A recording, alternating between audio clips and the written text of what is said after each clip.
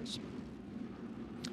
Starting on the pole, driving car number 51, it is Justin Bonsignore. For the first time in 107 races, it's an all Bonsignore front row, as Kyle Bonsignore has his first NASCAR Whelen Modified Tour front row start.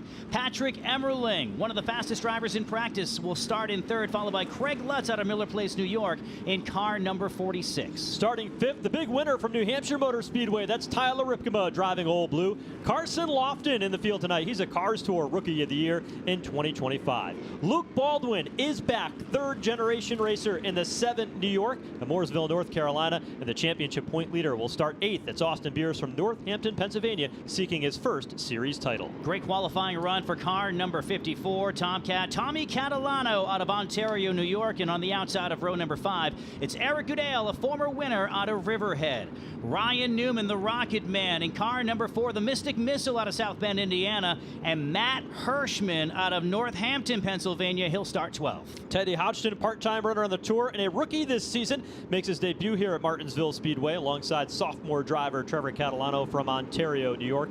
He'll start 14th. Connor Jones pulling double duty this weekend at Martinsville. He'll be behind the wheel of a Craftsman truck tomorrow evening from Fredericksburg, Virginia, in his home state. And Jake Lutz, who was quick in practice, but will start deep in the field back in 16th. You mentioned the Craftsman Truck Series. Another driver who's had some opportunities this year starts 17th in the Gary Putnam number 77. That's Mike Christopher Jr. To his outside is Stephen Copsic in car number 21. He'll start in 18th.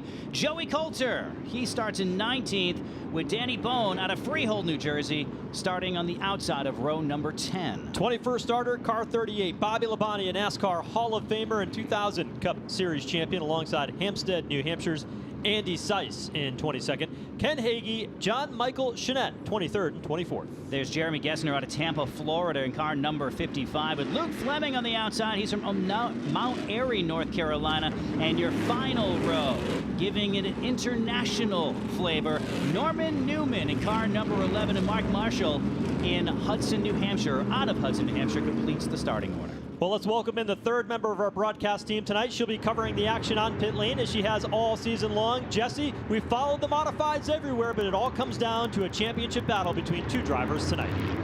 That's right, guys. One final run here tonight for this tour. And you talked about Justin Bonsignore, the veteran of this series, and his been there attitude when it comes to the championship. I chatted with him too, and he said, look, I've been here before, and I've lost more of these than I've won. So when it comes to the on-track experience and knowing how to handle this in all capacities, the mentality of knowing how to approach this race and understanding what it's like to win and lose is something that is a huge, huge advantage for Justin tonight. He says, I'm a veteran on the racetrack, and in this scenario, he's a veteran all around too.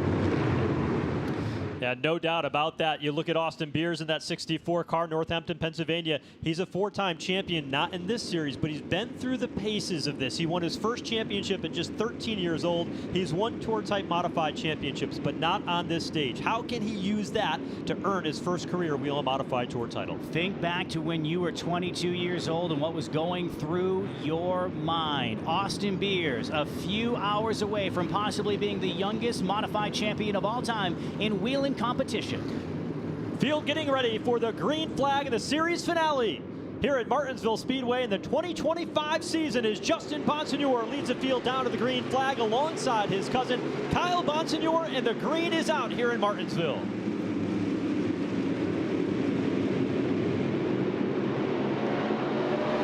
First time into turn number 3, just feel the thunder. It's Bonsignore on Bonsignore. Justin comes down to get another point by leading the first lap.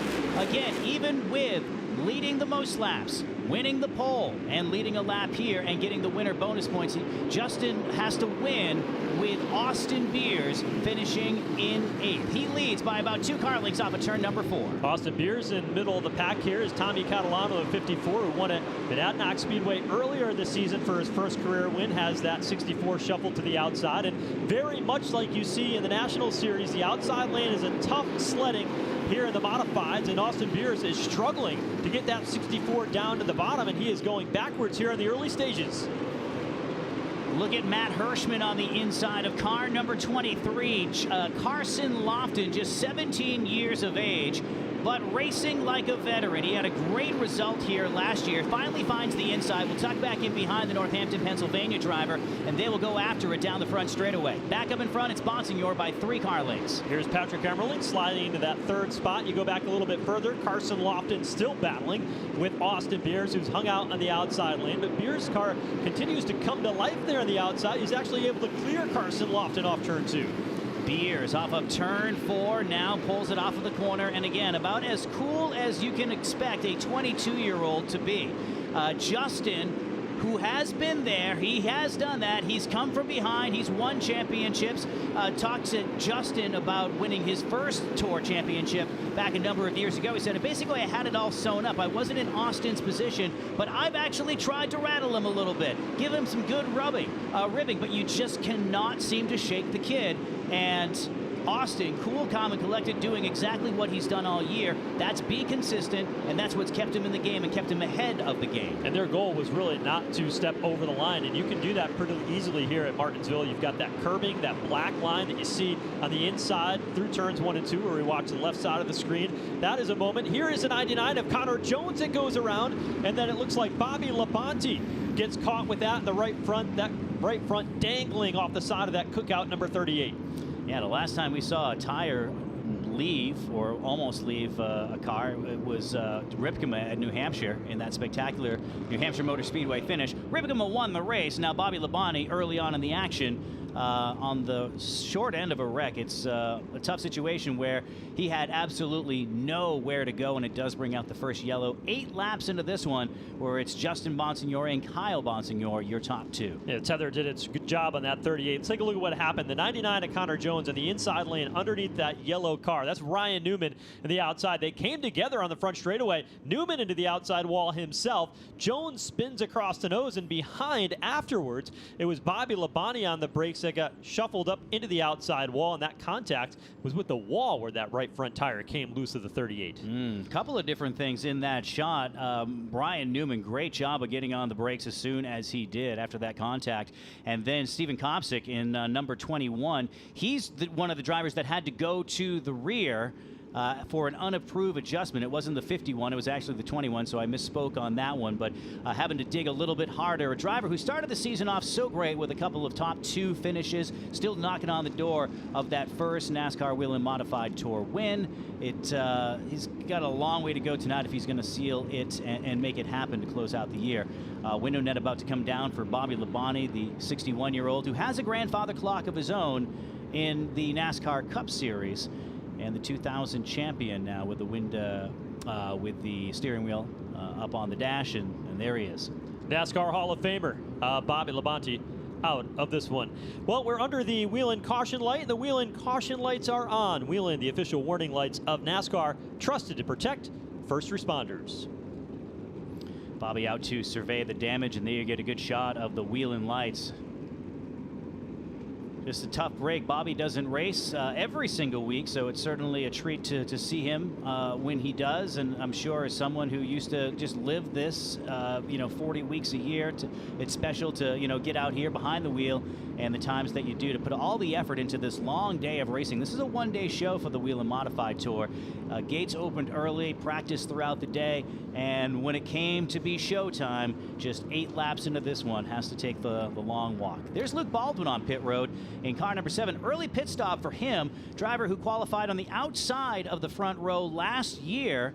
Really came to life. Had kind of a coming out party between North Wilkesboro and Martinsville last year, but a quick adjustment on that 7 New York, and he pulls back onto the raceway. And a splash of fuel, which may become helpful later when we get an opportunity to see more of the field on pit lane. Heartbreak, though, to see Bobby Labonte out of this one. Interesting, you see so many of the NASCAR stars come back and run these races. A prior winner here was Corey LaJoie, who spent a little bit of time in modifieds, had a couple of races on his way up to the NASCAR National Series, and now even Justin Bonsignore, who will be running a double duty this weekend, replacing William Sawalich in the NASCAR Xfinity Series here on Saturday, to be able to run for Joe Gibbs and wrap out his 2025 campaign. But of course, tonight the focus here on winning the championship in the Whelen Modified Tour and really putting him in rare company among those champions, guys like Mike Stefanik, who have 7, Doug Kobe with 6, and Tony Hirschman with 5. If Justin Bonsignore were able to get that, he would tie Tony Hirschman with most championships in the 3rd position with Tony Hirschman here in the NASCAR Whelen Modified Tour in that modern era since we started in 1985. You know, you mentioned that some of the positions could change within the top 10, and those drivers are racing tooth and nail every lap here tonight just to get to that position so they could get that extra Whelen money, because on the 40th anniversary and to celebrate Whelen's 25th anniversary as the title sponsor, they put in a lot of money from the top all the way down in every single one of those point positions, paying a lot of money. So there's a lot on the line, not just for the championship, for the drivers, though, inside the top 10. There's always something to race for. We saw the 7 New York of Luke Baldwin on pit road. Let's go down to pit road and hear more from Jesse. Oh yeah, guys, I was just going to mention a little earlier when we saw Luke Baldwin make an appearance that before the race he was hanging out with Austin Beers, and I asked Austin how he's feeling, and Luke said, well, he's feeling really good until I take him out in turn 4. Obviously joking. This field incredibly close, and at the same time Justin Bonsignore walked up and gave him a little hug too. So I just lay all this out to say, despite how much is on the line tonight, the amount of respect between these drivers in the field is immeasurable. They're having a lot of fun out there too.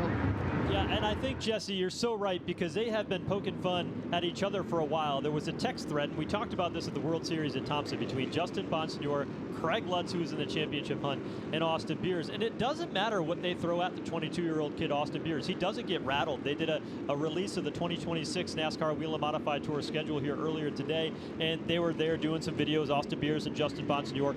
Austin Beers just shakes it off. He does not get rattled. He's cool as could be. And Justin's like, when I was going for that first championship, I was nervous. I couldn't sleep. You know, it was a different game. I was never as calm as Austin Beers has been today. Imagine where he's going to be when he's 34 years of age and in the considered prime of his driving career. Ready to restart this one. The Virginia is for Lovers 200 at Martinsville Speedway. All Bonsignore on the front row. Justin gets the jump, and we're back under green. Yeah, but Kyle's going to get a little bit of help from Craig Lutz into turn 1, doing it the hard way around the outside lane of the racetrack. And Kyle Bonsignore just trying to keep pace, but it slides up off the corner, and Justin Bonsignore has the edge by the time they dive back into turn 3. I like what Patrick Emerling's doing. He's thinking to stay on the inside and again kind of freight train or start the freight train on Kyle Bonsignore. Again, Kyle has never had a look at the front row in his 107 starts at the NASCAR Whelen Modified Tour level, and had a shot at the lead, but now falling into the clutches of 3rd place or 4th place Craig Lutz.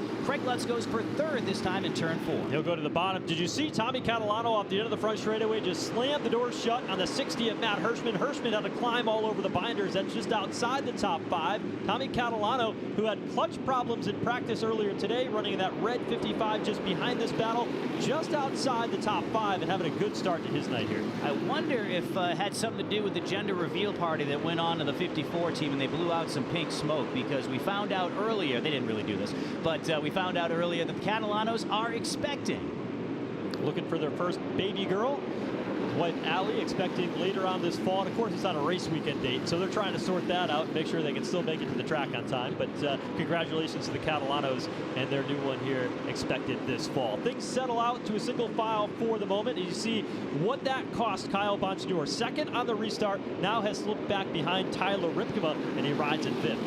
Tyler Ripkema running or completing his first full season as a driver of Old Blue. And we talked about the storied history of that race car and all the wins and championships. You know, one thing that really started to happen in the second half of the season for our Old Blue, Ripkema, and the Bowler team is just consistency. They were so up and so down towards the end of last year. They would run in the top 5, and they would be mired back in 16th for a couple of weeks, and then they'd recover. Well, the pendulum kind of slowed a little bit, stayed more towards the middle, and I think highlighted by that go-for-broke win at New Hampshire Motor Speedway. He had a very fast race car at Riverhead Speedway Raceway, and you know, was strong at Thompson too. They're putting together a whole schedule for 2026, so look for Ripkema back behind the wheel of Old Blue next year. Let's check in on that championship battle. Justin Bonsignore leading the way right now. Assuming he ends the race here, would earn all those bonus points. Where is Austin Beers? He is 9th. That's the one position Austin Beers cannot be in right now if he wants to win the championship. 8th or better. If we're to end right now, Justin Bonsignore would be your 2025 champion, but we are only 24 laps in. Can Austin Beers maintain his cool? This car not as fast as they hoped it would be. You've got Trevor Catalano back there in the 56, another young, aggressive, fierce driver who's coming into his own, putting the pressure on the 64 of Austin Beers. You know, it's funny, you talk about the camaraderie between these drivers, and generally you think of drivers who have been racing against each other for 15, 20 years, the grizzled veterans of the Modified Tour. There's a whole new breed of drivers, whether it is Craig Lutz, or if it's Trevor Catalano, or Austin Beers, or Luke Baldwin, and whether they move into a national series or stay right here in the regional series of the Whelen Modified Tour. This is their time to bond, and they have their own little special vibe going on right now, and I think that's real unique amongst the series of this level. It's really, really cool to see. See that train? That's 9th, 10th, 11th. The 58 car is the only other winner in the field. He won this race of Eric Goodale back in 2021 when it was a spring race. Next year, the race here at Martinsville will be held on the March spring weekend for the NASCAR Cup Series. Goodale came in. He was all fired up. Loves this racetrack. He's got the grandfather clock at home as well, proudly displayed in his home on Long Island. He'd love to get another one here tonight. He talked about his very first time at Martinsville, which he was so excited to be here, to look up at the giant stands and the storied history as a student of the game that Goodale is. And when he went to fire off his race car, it misfired. He ended up spinning around and having an accident, but not with his race car. You can fill in the blanks on that one, right then and there. His first start, it was the first time driving a Tour Modified. He's like, I'm going to be the first one on the racetrack. He ended up spinning himself out and had to come right back down to pit lane because it was just a little bit too much. He reset, went back out, and eventually became a winner of a grandfather clock. You go back one car behind him, the young Teddy Hodgson in the 05. That car is a family operation. They run part-time, but you know what? Down in Long Island, Skip Barber has a training facility that they've just built. They had some sims, and he had the opportunity to go down there and join a watch party of the recent Formula One race. He ended up winning a sim race with the fastest lap time. It earned him an opportunity next season to do a test in a Formula 4 car out at COTA. So they're in the middle of trying to coordinate that. So from one open wheel style of racing to another for Teddy Hodgkin out of Danbury, Connecticut. He said, I wanted to get down to Martinsville and add that to our schedule. We're a small team on a tight budget, but we love being able to run these modifieds, and Martinsville was the place I had to be. So good to see him in the field tonight. He's had a good qualifying run so far today. It's been a nice quiet day, and his start here at the Martinsville Speedway started 13th, moved up a spot to 12th, and he's just riding, starting to learn the ropes of this famed half-mile facility. But how cool is that? Think of when something happened in your life and you had absolutely no plan when you woke up that day to go do the thing, and it ended up working out 15 times better than it would have been if you followed a plan, as he's now feeling the pressure from Ryan Newman. He only went to the watch party on a whim. Tried a sim. Hey, I'm a race car driver. I might be able to do this. And just because he went to the watch party on a whim is now going to have that incredible experience as a test, to get a test over at COTA. Talk about a guy that's been picking up spots. The trailing arm broke on the 21 car during qualifying, and that is Steven Copsic. He is rolling through the field and making progress. He's up to 14th right now, and he's following in the tire tracks of Ryan Newman. They're both starting to try to make up some ground. Newman, who was involved in that incident, caught the outside wall when Bobby Labonte had problems. But Steven Copsic's got a really quick race car on that 21 tonight. Yeah, he and his father, Nick, have put together a really awesome team this year, and they came out of the gate swinging, and I thought that they would be one of the first 5 or 6 drivers to break through to victory lane this year. It hasn't quite worked out, but if he keeps going the way he's going tonight, he just may be the 10th different winner that we've had in NASCAR Whelen Modified Tour competition, because he has been lights out, as you can attest to, going inside and out, now closing in on Ryan Newman. Separation about 5 car lengths now in turn number 1. Out front, Justin Bonsignore leads the way, but we're starting to see Patrick Emerling close that gap in just a bit in the battle for the race lead. It was about a half a second to a second advantage that Justin Bonsignore had for a while, but Emerling, who this season has been very good on the long run, is whittling away at those lap times. He's been a little bit quicker every time through, and he is starting to make that from what was 5 car lengths to 3 car lengths. He's closing in on Justin Bonsignore. Justin continues to lead it, but the Dale Henquist led number 1 team, talking to those guys this afternoon, they came into this race last year as a championship contender. Arguably, they've been faster this year on a consistent basis, but they've been snake bit. They've had a couple of different issues, not of their doing, too. Let's go back to Seekonk back in May. They were challenging for second place coming to the checkered, ended up 13th that day after an accident very, very late, so that knocked them about 10 points or so. And then they've had a couple of other things, too, but they really have their heads held high. This is the same race car that Patrick brought to Thompson, the old Jeff Bodine throwback that they've done earlier in the year. It's a good race car, and it's going to challenge for the lead before too long. Yeah, just different skin on it. This car has been very good for them over the year. They called it the sophomore slump. 2 wins this season. Had a great start to the season at New Smyrna. It was clear that Patrick Emerling was going to be a championship contender. The only thing that started to fade them as they went through is they had 3 DNFs in the first 6 races. That put him behind the 8 ball. You take one of those away, and he would be a driver we'd be talking about here tonight as a championship contender. So Emerling and this team looking good. You can see how those brake rotors on the front starting to heat up a little bit, but pretty deep into this run here, 43 laps when they come across the line. Really not abusing that car, either one of them at the front of the field. Yeah, and Patrick Emerling's running, I wouldn't say injured, but he has a bit of a soreness on his right wrist. From basically just turning race cars all year. And think of how many laps he's turned, not only in the Whelen Modified Tour, but the Xfinity Series as well. He's running with I wouldn't call it a cast, but what would you call it, like a brace of some sort? Yeah, a bit of a brace on his right wrist just to make it a little bit more comfortable for him. And you're up on the wheel here at Martinsville. This will wear you out. It's a short race with 200 laps. It's a cool night here in Virginia, and that certainly makes it a bit easier there for Patrick Emerling. You see him starting to slip slide that car around, and as Justin Bonsignore looked up in the rearview mirror, knowing, as we heard from him earlier today after his pole win, that he had to go out and win the race. He looked at this as a must-win situation. Lead the most laps, get all those bonus points he can, and Patrick Emerling trying to take some of those points away. Justin Bonsignore, you're about to get into some lap traffic, and I'm real surprised that one of the cars he's getting into is the driver who qualified 6th. Carson Lofton, considered one of the I wouldn't say favorites, dark horses tonight. You know, he certainly has had a fast race car. If he was challenging for the win, I wouldn't be a bit surprised, but that's not the case. He's just fighting to stay on the lead lap as now they work around Ken Hagee, and Justin has some problems as Patrick Emerling wrestles the lead away from car number 51, new leader in turn number 2. On lap 47, so Patrick Emerling jumps out to the race lead. The Justin Bonsignore 47 laps led toward that bonus point as he now settles into second. Craig Lutz is there now in third, and Craig Lutz, he led some laps here last year. It has not been a great racetrack for him in that 46 car, but last year all of a sudden they figured it out. They had speed, and he said what we gained on last year we took right back to the racetrack here. And Craig Lutz, every time this season we go to a NASCAR affiliate track,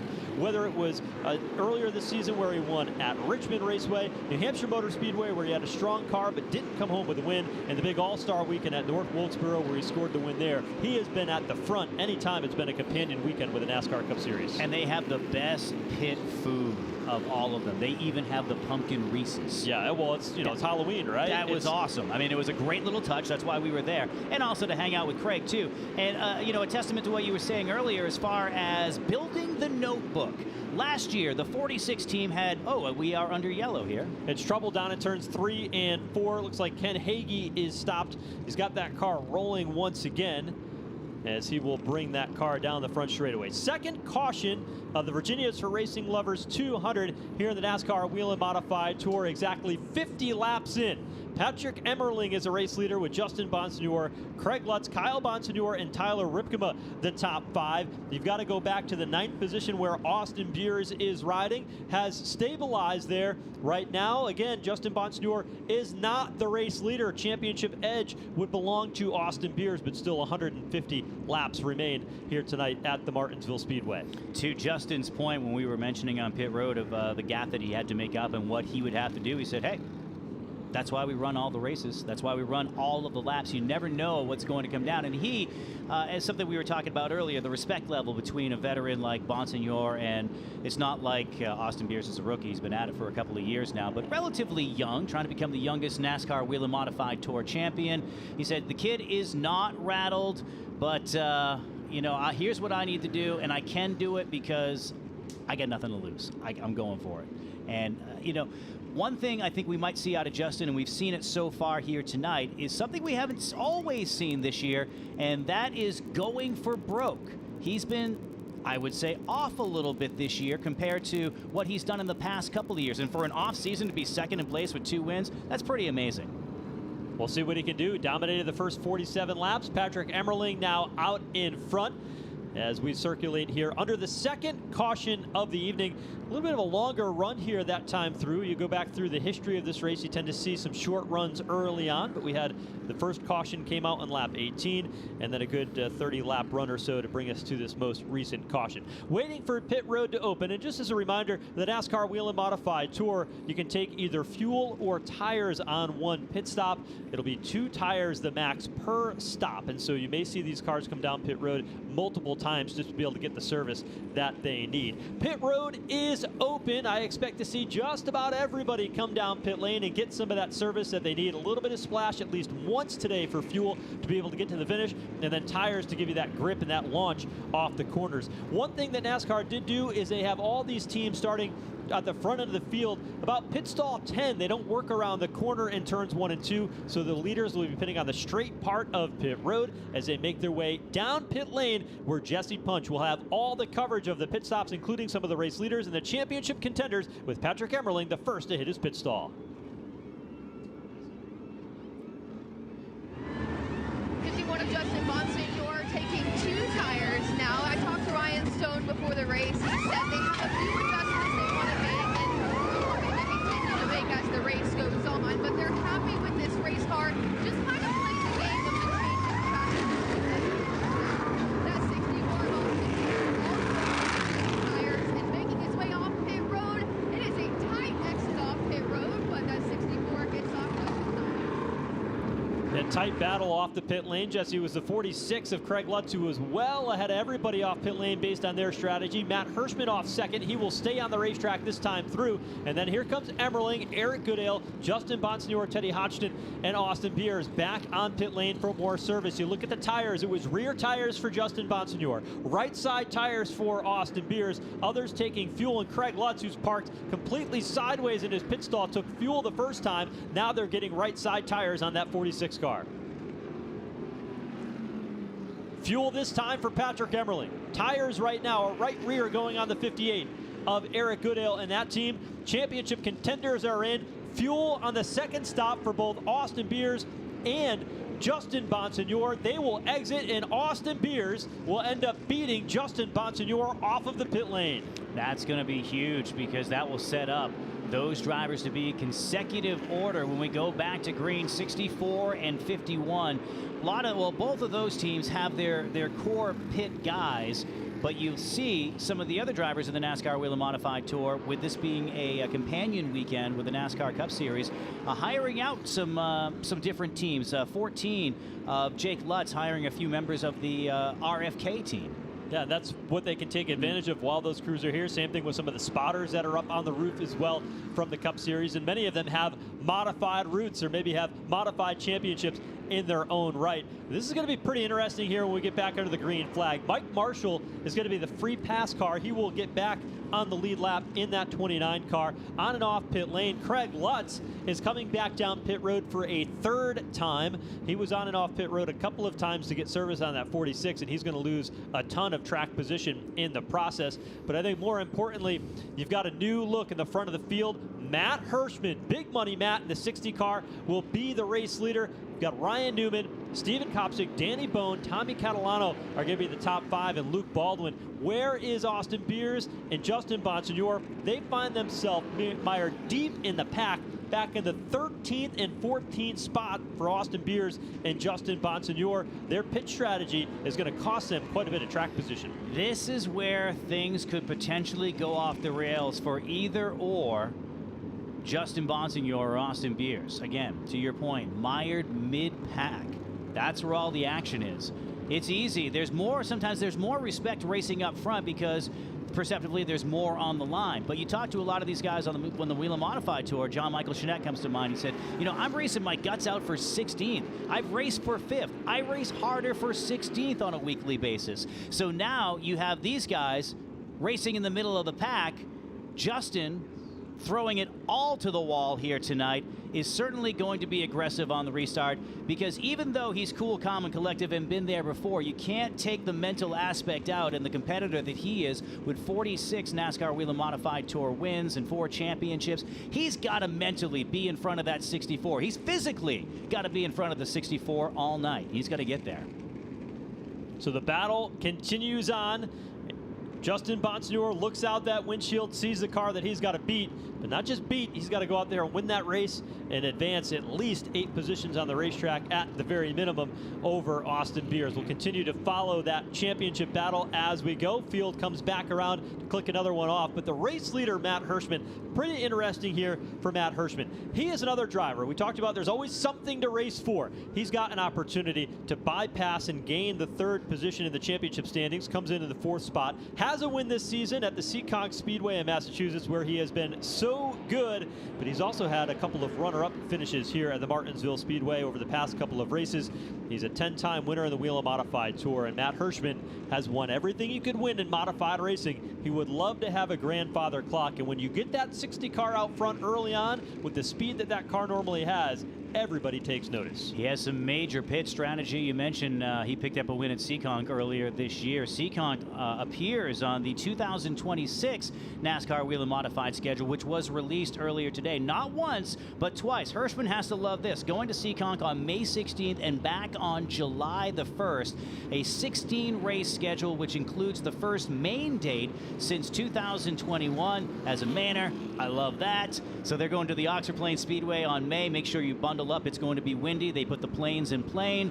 And going back to White Mountain Motorsport Park, who's going to love that? Kyle Bonsignore picked up the win last year, or this year. I love New Smyrna. You start things off in a companion of NASCAR Speed Weeks leading up to the Daytona 500, the Great American Race. It's a great week there. Martinsville here in the spring, and Thompson Speedway, which is a track that I spent a lot of time at in my career. You look at Stafford Motor Speedway, though, Friday, August 28th.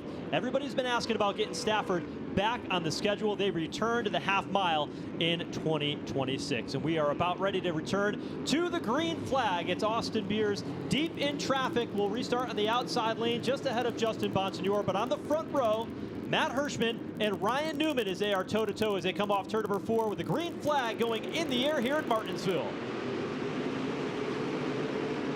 Sailing it into turn number 1, Matt Hirschman gets the big jump. Generally, the inside line is the way to go. Ryan Newman, I was thinking if Ryan Newman's up front, he's going to be incredibly tough to pass. Why? Because he's Ryan Newman, but he's trapped up on the high side. Here comes the 54 of Tommy Catalano on the inside. Tomcat will pounce and move to spot number 3, right behind Stephen Copsic, who had to start towards the back of the pack after an unimproved adjustment. The driver with 2 second-place finishes this year runs in that position off of turn number 4. He got into Ryan Newman a bit in turns 1 and 2. Newman nearly got to his back bumper over there in turn 3. Where's our championship point leader? He's working the outside lane, the 64 of Austin Beers. Restarted in 13th. He's already up to 8th. Beers works the outside right in front of Jacob Lutz in number 14. Lutz, who finished 3rd last year, was one of the fastest race cars on the track. They had a pit miscue last year, and talking to him this afternoon, he said that's basically the reason why we didn't end up with a grandfather clock last night. That team races part-time and fast every single time he's been out there. A collegiate athlete back in the day, and now running side by side with 19-year-old Luke Baldwin. He swings to the outside, and everybody tries to stack up right behind the 25. Meanwhile, back up towards the front, here comes Tommy Catalano. Looking for second underneath Stephen Copsic. And behind them, a great battle where Kyle Bonsignore rooted Ryan Newman up out of the way. To move into 4th, his car charging forward as well. Beers in the right-hand side of your screen, able to break free of that hornet's nest. He's got a little bit of breathing room now in the 64. Why is it every time we talk to Tommy Catalano about not necessarily liking a racetrack, he flips the switch and then goes out and does extremely well?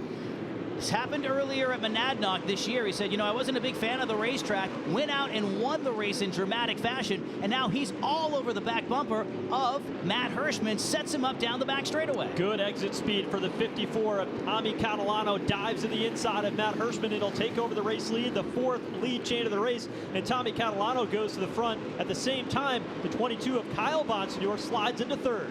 Yeah, there might be something amiss with the number 60 of Matt Hirschman. It's just a little bit, too, because Catalano, in just the last 40 seconds, has opened up a 5-car length advantage, and it's growing off of turn number 4. Here comes Kyle Bonsignore to the inside. Kyle, who started 107 races in NASCAR Whelen Modified Tour competition, has a few wins, but never a start on the front row. I think he's more concerned with finishing on the front row, and especially P1, getting that grandfather clock. The man who loves Halloween, we'll talk more about that as the show rolls on, rides in 2nd spot. Kyle Bonsignore tipped the cap to his crew chief, Cam Durant, a very experienced crew chief in the Whelen Modified Tour. He said the adjustments that he makes in the second half of the race after the pit stop is where we have gotten so much better. A little bit of contact between Craig Lutz and Joey Coulter sent the 0-2 up the racetrack as Lutz continues to make up for lost ground. Remember, he was on pit road 3 times under that caution, but put a period on the 22 car of Kyle Bonsignore, just kind of thinking through how good they get in the second half of the race. He's 2nd and starting to close in on the race leader, Tommy Catalano. For all the noise we talked about with Craig Lutz pitting 3 times and mired back in the field and how that could be a problem, how about the 1 of Patrick Emerling? Emerling, one of the fastest guys early on. He's behind Trevor Catalano going down into turn number 1. They're outside the top 10 right now as they're just trying to break in right now. Patrick Emerling officially or unofficially 13th on the racetrack. Go back a bit further. Danny Bone in the 25 machine. Great to have him with us. Ran the Smart Tour much this season. Battle for the race lead. Tommy Catalano running the low groove of the racetrack, but his car drifts up off turn number 2 as Kyle Bonsignore tries to find racing room. That 22 car looks really sporty here tonight. A tremendous amount of confidence out of Kyle Bonsignore as he continues to close in and put pressure on the race leader. You know, he started the season off with terrible, terrible luck. And talking to him about mid-season, this is before he picked up the win at White Mountain, I said, what keeps you coming back? You always have a smile on your face. You're literally the happiest guy in the garage area some weekends. He said, you know, if we didn't have speed, if we weren't running strong, I don't know if I'd really want to do this. So they get luck on their side. They have a couple of races come their way. And, you know, you look, one of the key stats about Kyle Bonsignore that I see really standing out this year is the fact that he's led 221 laps. That is more than 3 times the laps he's led in any other season. So a grizzled veteran who's performing at a higher level than he ever has in 2025, going after the lead. Tommy Catalano currently shows the way. Catalano won that first career victory at one of the smallest tracks on the circuit, Winchester, New Hampshire's Monadnock Speedway, earlier this season on a doubleheader weekend. Now he's leading at one of the most iconic and historic venues in all of NASCAR, the Martinsville Speedway, as we will see 78 laps of the 200 complete. Bonsignore pitching that car sideways off the corner, trying to do everything he can to cross up that 54 and take over the race lead. We got a couple of family men racing for the lead right now. You have Tommy Catalano, who, as he and his wife are expecting, we pointed that out earlier in the evening. And then you have car 22, Kyle Bonsignore, stabbing to the inside, going to the lead. Brand new leader, car number 22, as we complete lap number 79. Now, if you love Halloween, then Bonsignore is your guy. Their front yard is full of about 8 skeletons. It's almost like a Christmas manger scene, but it's not that because obviously it's Halloween. His family gets so into it. They do family costumes nearly every single year, and they're looking forward to the upcoming holiday. Yeah, just a week away. We get into the Halloween season, and they want to be able to make sure that they've decorated the pumpkins with a grandfather clock and a win tonight. You go back to the 3rd spot. Matt Hirschman continues to falter. The 70 car of Andy Seiss, an interesting story there for him, returning to Martinsville Speedway, where he's had some good history in his modified career. Austin Beers is there, navigating through traffic. Beers has been able to move back up to the 6th spot. And this is kind of what Austin Beers has done all season. You think he's struggling, he's down and out, things start to go backpedal. He's back in 13th, 14th, then all of a sudden he creeps forward. He moves forward a little more, while Justin Bonsignore now finds himself 9th after winning the pole and leading the opening 47 laps of tonight's race. Yeah, if they end up picking up the win here tonight, that 64 team is going to celebrate. They are performing at a level that they haven't before in the history of that entire team. Mike Murphy, we talked to him earlier this afternoon, and just saying, you know what, you have that, he has that Irish flair that he brings to the Modified Tour, and he's just a jolly guy. And he said, no matter what happens here tonight, we've accomplished so much. I really want the championship. And sure enough, we're going to celebrate. He's overcome some health issues in the last couple of years, but at 68 years old, he's ticking, and he's cheering on his driver right now. Go back behind him, Tommy Baldwin, the 7 York machine. Luke Baldwin behind the wheel of that car. Made his debut in the Craftsman Truck Series here in Martinsville in the spring. We'll have another opportunity to run at Phoenix and get some more laps in the Craftsman Truck Series for Thor Sport. That car, a bit of a handful, will allow Jake Lutz to peer down to the inside at turn 1. Jake Lutz and that team, this is a third car. As I mentioned, he was third place last year, fastest on the racetrack towards the end of the race, using guys from RFK Racing. Now, Joe Stearns, the car owner on the number 14, that's deliberate. The font on the 14 is deliberate. The color on the 14 is deliberate as well. Big AJ Foyt fans. And it's a tribute to him. They would love to run the full tour, but they really concentrate.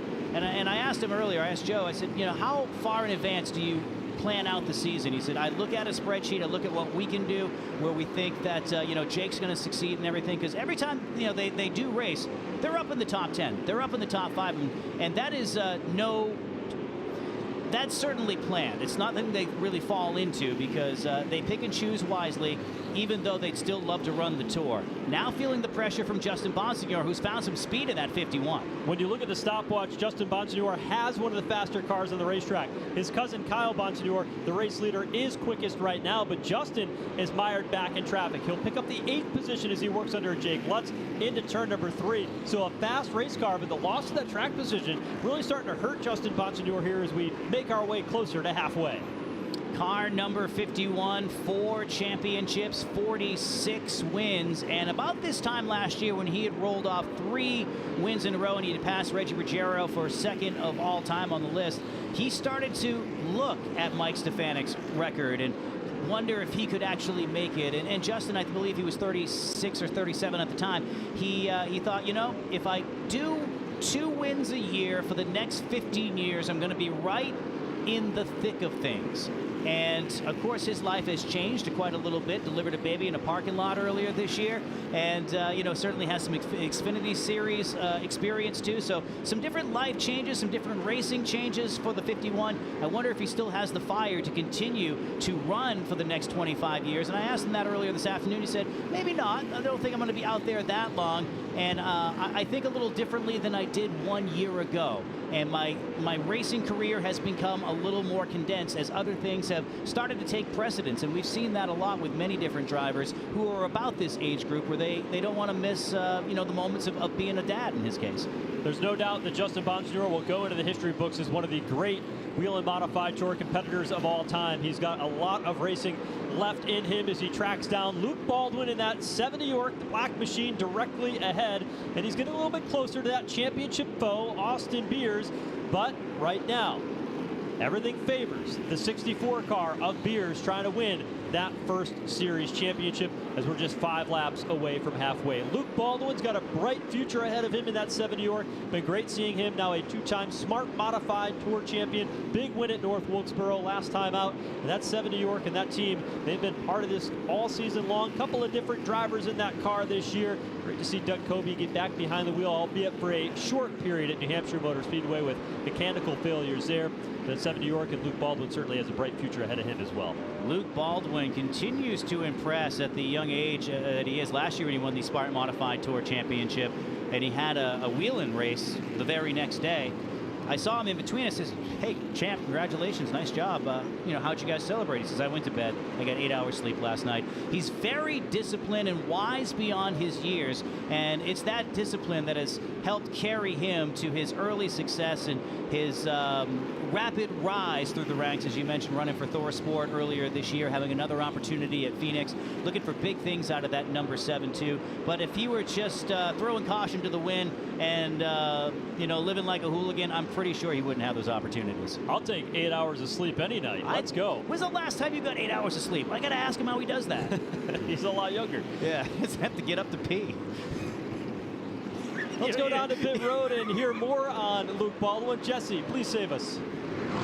Well, I just wanted to add on to what you guys were just discussing when you mentioned Luke being wise beyond his years. He's an incredibly mature young man, both on and off the racetrack. As you said, a two-time champion already in the Smart Tour, and he says just 4 years ago he was just a race fan. He thought it'd be cool to try driving a car, and now look at him, a two-time champion and holding his own in the NASCAR Whelen Modified Tour. You said it, a very bright future for that 7NY of Luke Baldwin.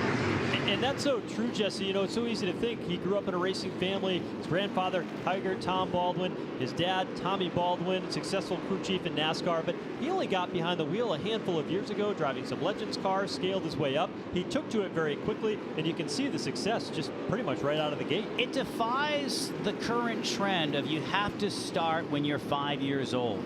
So many of today's kids start at that age, and if you start, say, in racing at 13, you've missed the mark and you missed all of those formative years.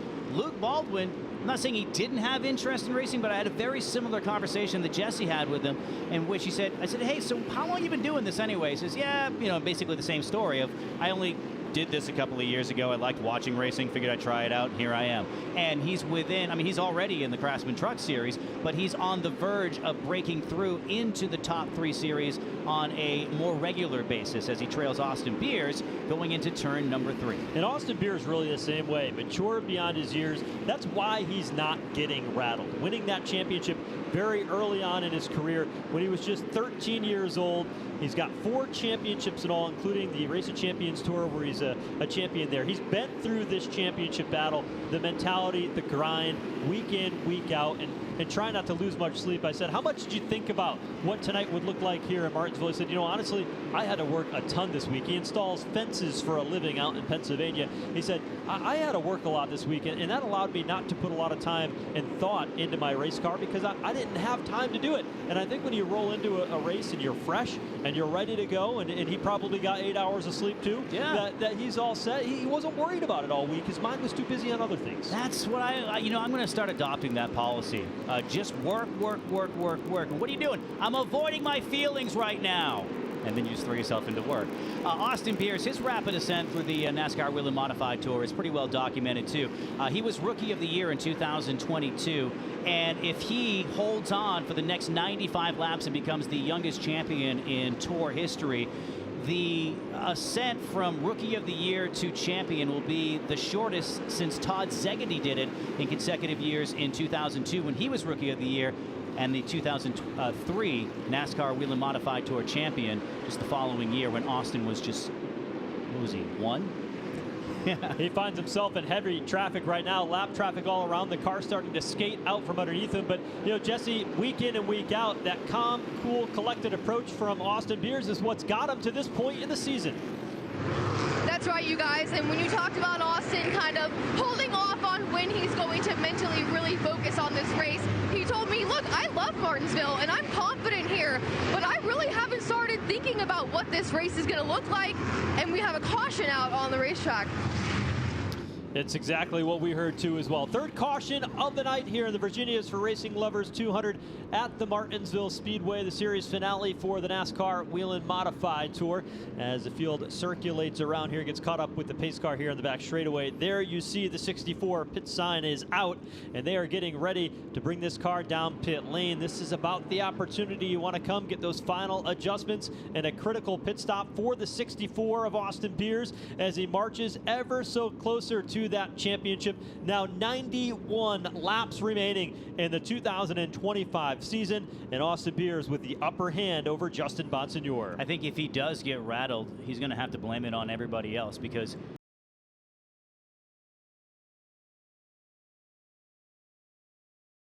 bozos like us who are like, hey, You thinking about this? Or what if this happens? Or are you worried about this? It's only then. You ever have that situation in life where you weren't even thinking about the thing, but as soon as someone said it, you couldn't get it out of your head, and then, you know, whatever happens, happens. But if he does get rattled, might be one of our faults. I don't know. But he's ahead of Justin Bonsignore, who's ahead of Jake Lutz. I expected Lutz to have, and we still have a lot of time to go in this race, but I expected him to be a little higher in the ranking here tonight, based on what happened last year, based on the way they prepare their pits, their cars. And speaking of the pits, let's go down trackside. Yeah, pit road is open. Everybody coming in. Jesse, it is Kyle Bonsignore who's going to lead him down the pit lane, and pit stop's underway. Critical stop here at this point in the race, Jesse. That's right. Both the 64 and the 51 teams are up on the pit wall right now. We're going to see, it looks like we've got some tires ready to go. And I will finish what I was saying earlier about these A team. Austin Beers says, look, I know how good the 51 was at Riverhead and at Thompson, and I was really focused on those races. But now we're here at Martinsville, and it is all go as that 64 team changes both rear tires. The 51 team also taking 2 rear tires, and the 64 is off pit road and on his way. The 51 follows just behind. 51 had a little bit of a problem with Justin Bonsignore getting out of his pit stall, had to work around some of the crew members that were just finishing up the tires of Austin Beers. He wasn't going to beat him off pit lane regardless. But Austin Beers and that 64 team able to beat Justin Bonsignore off of the pit lane. The first car off pit road, though, was the race leader when we came down pit lane, and that was Kyle Bonsignore, who was able to get out first among all of them onto that first loop around pit lane. Joey Coulter had a nice jump, too, up inside the top 5. He gained 6 positions. And then there was Jake Lutz, who gained 3. Austin Beers gained 2 on that one. As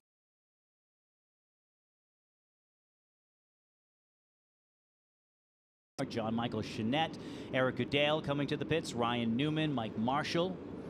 Justin Bonsignore came down pit road. Now for that third tire, he'll take the right front tire. No fuel on this, but you've got Austin Beers, who did not come back down pit lane, and he is out on track, will gain a lot of track position over the 51 of Justin Bonsignore, who's trying to do everything he can to get some more speed out of that 51, but he's going to be deep in the pack when we get back under the green flag. And Austin Beers trying to stay as close to the front as he can to maybe get that bonus point for leading a lap. Just a little insurance for him. A couple of drivers flying under the radar here in this the middle stages of this race. You have Tyler Ripkema in car number 3, his first full season with the old blue bowler car, and to see that team really gel in the second half of the year has been amazing to see. And had a little conversation with Tyler a few weeks ago. He said, you know, it's great to finally have things smooth out a little bit so we can plan for races 4 and 5 you know, events ahead. And I said, well, there's only 2 races left in the year. What are you guys doing? Oh yeah, we're already planning for 2026. Even when they hadn't seen the schedule, they kind of had an idea how things might flesh out. And I think going into a brand new season with the notebook that they were able to build, both the team and the driver, really going to pay dividends for number 3 next year. Look for them to make a bit of a jump. Let's talk about the 64 of Austin Beers. So a 2-tire stop, take rear tires only, will get him 5th. Justin Bonsignore will restart in 12th. But let's unpack this team a little bit. Mike Murphy, the car owner of this team, has been at this 20 years. He started his Whelen Modified Tour team in 2006. He's had a lot of great drivers, originally starting off with Ron Juhas. Now, how did he end up here? We talked about the pride of Ireland. Well, he was from Waterford, Ireland. He moved to Waterford, Connecticut, where there happens to be a short track there. He started running late models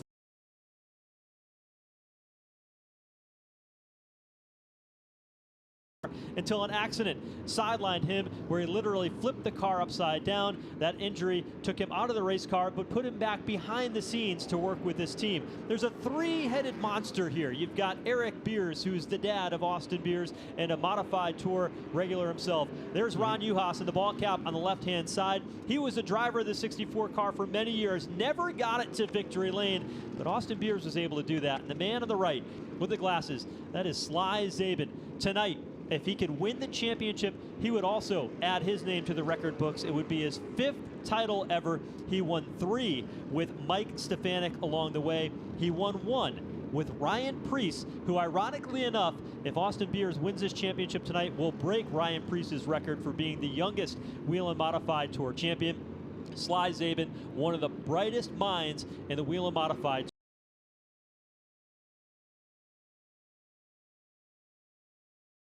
Said to most people, the broad scale across the globe, this doesn't mean anything. But to me, to racers, winning a Whelen Modified Tour championship is our whole world. And that feeling since 1989 has never gone away. And tonight, I've got an opportunity to do it again. I never thought I would be here again to win a championship. And Sly Zabin, you see him crunching the numbers down there, looking at the laptop, studying the game with Ron Uhas, a key part of Murphy's number 64 team in the KLM Motorsports, with an opportunity to win the championship here tonight in Martinsville. I like that eye contact. I know what you're thinking, but here's what I'm thinking. Let's do the best for the team. Let's go get that clock. Let's go get a championship, all right? Here we go. Green flag is back, and someone misses the shift, I believe. It's Matt Hirschman, and Justin Bonsignore sneaks through to the bottom as he was able to get on through, and it is a parking lot here across the start-finish line at Martinsville. It was Matt Hirschman who did not come up to speed, and his car got rooted out of the lane, in the outside lane, got turned in front of everybody, and Justin Bonsignore, who was deep in pack, darted to the inside lane and was able to avoid catastrophe in his title hopes. You know, that could have been big for Austin Beers. Let's take a look at the replay here. Off of turn number 4, coming up to speed, Hirschman, your fourth car on the outside of row number 2, gets hit by Ripkema after not coming up to speed. Nice dodge by not only Hirschman, but Trevor Catalano. Ryan Newman got through it, but nobody else did. One more look here. Watch how close to 60 comes to the 64. The car gets jacked up, he gets turned sideways, and by a half a car length, Austin Beers was through, and then he was headed toward the 51 of Justin Bonsignore. Bonsignore had about a half a car width away from damage there, but a lot of cars involved as everybody just grabbed a lot of brake to try to avoid getting collected in that one, including Danny Bone, who got turned around on the front stretch. Let's just say that Austin has that last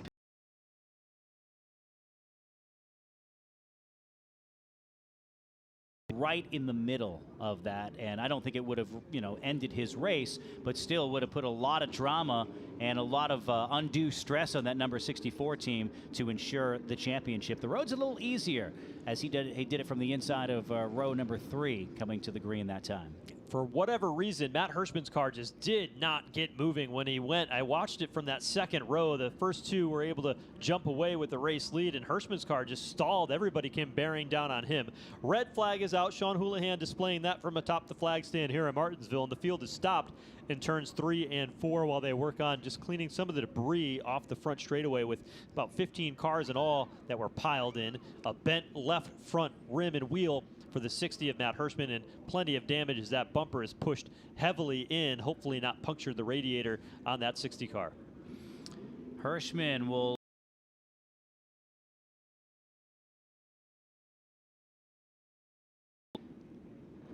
Are they able to? No, they aren't able to work on the race car right now, but waiting for it quickly to come. Let's just take a look at this one more time.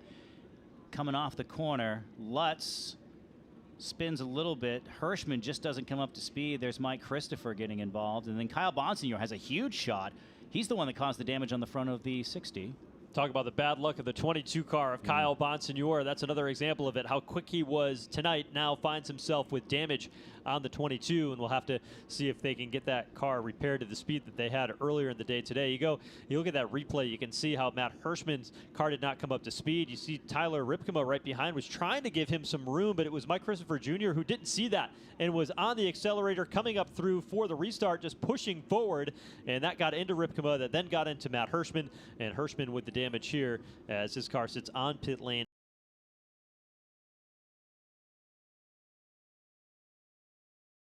Shout out to our camera guys here tonight, too. Our camera artists who have been zooming in and seeing the whites of the eyes of these competitors under the lights here at one of NASCAR's most storied facilities. Earlier, you saw Justin Bonsignore as he was preparing to lead from the inside of the front row. And then Matt Hirschman, who's one of the most studious drivers on the tour and running the tour for the first time all the way through since, I believe, 2012 or 2011, and just seeing his season of frustration because he's not necessarily where he would like to be this time of year.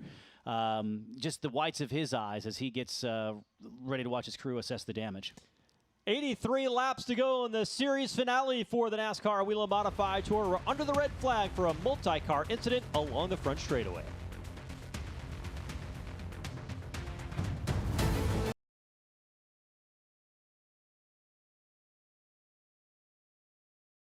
broken. It was we put the car out of service.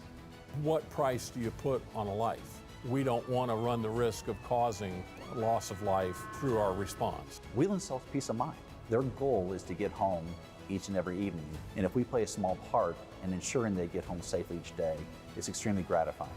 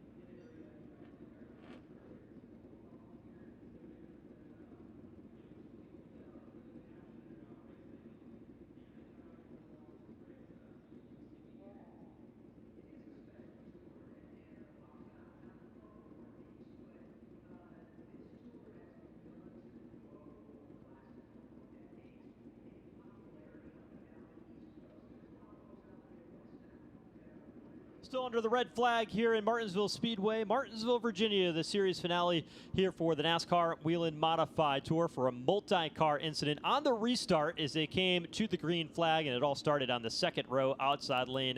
Matt Hirschman collected several cars. So red flag remains out. The race leader after all of that, Luke Baldwin. Craig Lutz sits second. You got Tommy Catalano still having a good day, riding there in the third position, and Austin Beers, your championship point leader, sitting in fourth. That's unofficial until NASCAR has the opportunity to get the lineup all put in place, but as I sit parked out on the racetrack, that should be how they come back around among those top four. You look through this championship battle, and a lot of discussion has been going on between Austin Beers and Justin Bonsignore, as it should be, as they look for the series championship. But you've got to look at the big picture, because you go a little bit deeper. Inside the top 10, there's a lot of different opportunity for drivers to move forward and move up and move down as they go through races within a race. And as we take a look at the payout for the year in 2025, look at this, $412,000. This was announced here a year ago. The extra bonus money from Whelen, the extra bonus money from FloRacing, all piled into an $82,000 plus prize for the series champion. But as you go through the top 10, several $1,000s in extra bonus money to finish third versus fourth or fifth over seventh. As you look through these battles, some of the battles pretty tight. You look at the battle from fifth, sixth, and seventh, only separate.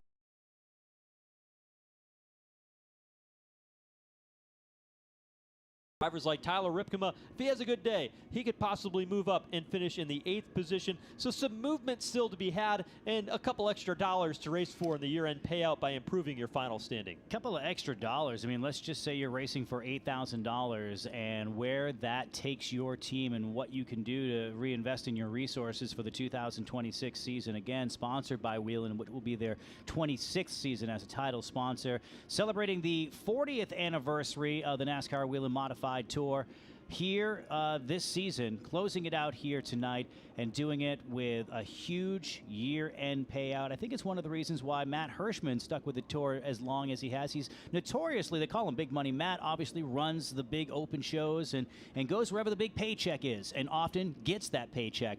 But this year was even more methodical by not picking and choosing. He stayed with the Whelen Modified Tour throughout the entire year. Again, first time he's done that in nearly 13, 14 years. Great to have Matt Hirschman back full time. Jesse, we've talked a lot about the battle between Austin Beers and Justin Bonsignore, but it goes beyond just being fierce competitors on the racetrack, doesn't it? That's right. There's a lot of respect between these two. As I mentioned earlier, I saw Justin come up to Austin before the race, give him a big hug. They had a little good luck to each other. Zero animosity between the two of them. And after that, Austin looked at me and he said, look, if I'm going to lose to anybody, I'm okay with losing to that guy. Justin Bonsignore in that 51 team, the amount of credibility and success they have had in this series. Austin says if there's anyone in this series that I'm okay with losing to, it would be Justin Bonsignore. And let's be real, if he can overcome that points difference and beat Austin, Austin said, hey, even more respect to him. So you see these teams, they're chumming it up down here on pit road. There's a lot of good energy between the two of them, despite how much is on the line tonight. Yeah, by the nature of it, Jesse, they end up spending a lot of time near each other. We saw this in the past with Justin Bonsignore and Ron Silk. By the way, they pit in the paddock area. Their trailers are right next to each other. They're rubbing elbows while they're in the garage area trying to work on their race cars. They hear and see what their opponent is doing mere 3-4 feet away in the garage area. There's no secrets here when you're running for a championship. They're pitted next to each other, even on pit road. The first two pit stalls here tonight, they can see exactly what their opponent is doing as they eye this championship tonight. You know what I've seen out of Justin in just the last 3 weeks, and you've been watching him a lot longer than I have on a week-to-week basis, but I've gotten to know Justin quite a little bit, and to see him move into a new phase in his career. He's still up in front. He's still challenging for championships. Heck, he could win one here tonight. But just the way he seems to be fostering some of this younger talent. And think of when he started winning his championships. There were drivers that, you know, he idolized and he was on the come up. And now he's paying it back. You know, he's a little south of 40 years of age. And, you know, with the wealth of young talent in this division, whether it's Luke Baldwin, whether it's Austin Beers, he is the guy that is going to race you hard. He's going to teach you a few lessons, but he's also going to take you under wing and say, hey, you know what, this is just fun, and we're family, and you know, we're going to fight like family, but we're also going to treat each other like family in the loving sense as well. Great to see that out of Justin Bonsignore, adding something more to his resume. There's Ryan Stone, that jacket behind. He is a crew chief that has been part of the magic behind this Ken Massa Motorsports team. Ken Massa out on Long Island, who saw at the Riverhead Raceway Justin Bonsignore racing, and he said, you know, I can give this kid an opportunity. At the time, Justin didn't have a lot of opportunities to go racing, but Ken Massa put his faith, his dollars behind Justin Bonsignore. They showed up in what was, I think at the time, a white and blue, maybe even had a little bit of red 51, and everybody was like, who is this Justin Bonsignore guy in this 51 car? And it wasn't that long before everybody figured out who it was. There, Ken Massa, the car owner of the 51 team, looking for his 5th championship. He has orchestrated this entire team to be as successful as it has been over the last little bit, and he has put Justin Bonsignore, the right people in his path to be able to be to the point where he can vie for a 5th championship, and all those wins have put him second on the all-time win list in the modern era. You know, there's another driver who we haven't spoken of here tonight, and that's because he's not in the race, but he is the winningest driver in the series this year, and that's Ron Silk. Silk, whenever he would race, you know, he missed a couple of races, decided to pick and choose this year and not go for the championship, but had he continued to run all the races, I'm not sure if we'd have a championship battle. He was just mowing them down week in and week out, but that was one of the things that I kind of missed, seeing Ron Silk on a week-to-week basis. It was always a treat to see him, you know, compete, but Silk is another one of those drivers who is starting to reach a point where he's taking younger drivers under his wing and paying it forward. We're seeing a lot of paying it forward with the tenured drivers in the Whelen Modified Tours. We're now getting back under yellow. Yeah, caution flag comes back out. Let's take another look at exactly what happened that brought us under the red flag. On the restart, black number 60 in the outside lane did not come up to speed, gets jacked up as they stacked up behind him. The championship contenders were able to navigate on through, but several cars involved, including Danny Bone and Kyle Bonsignore on the 22, who's rode a couple behind.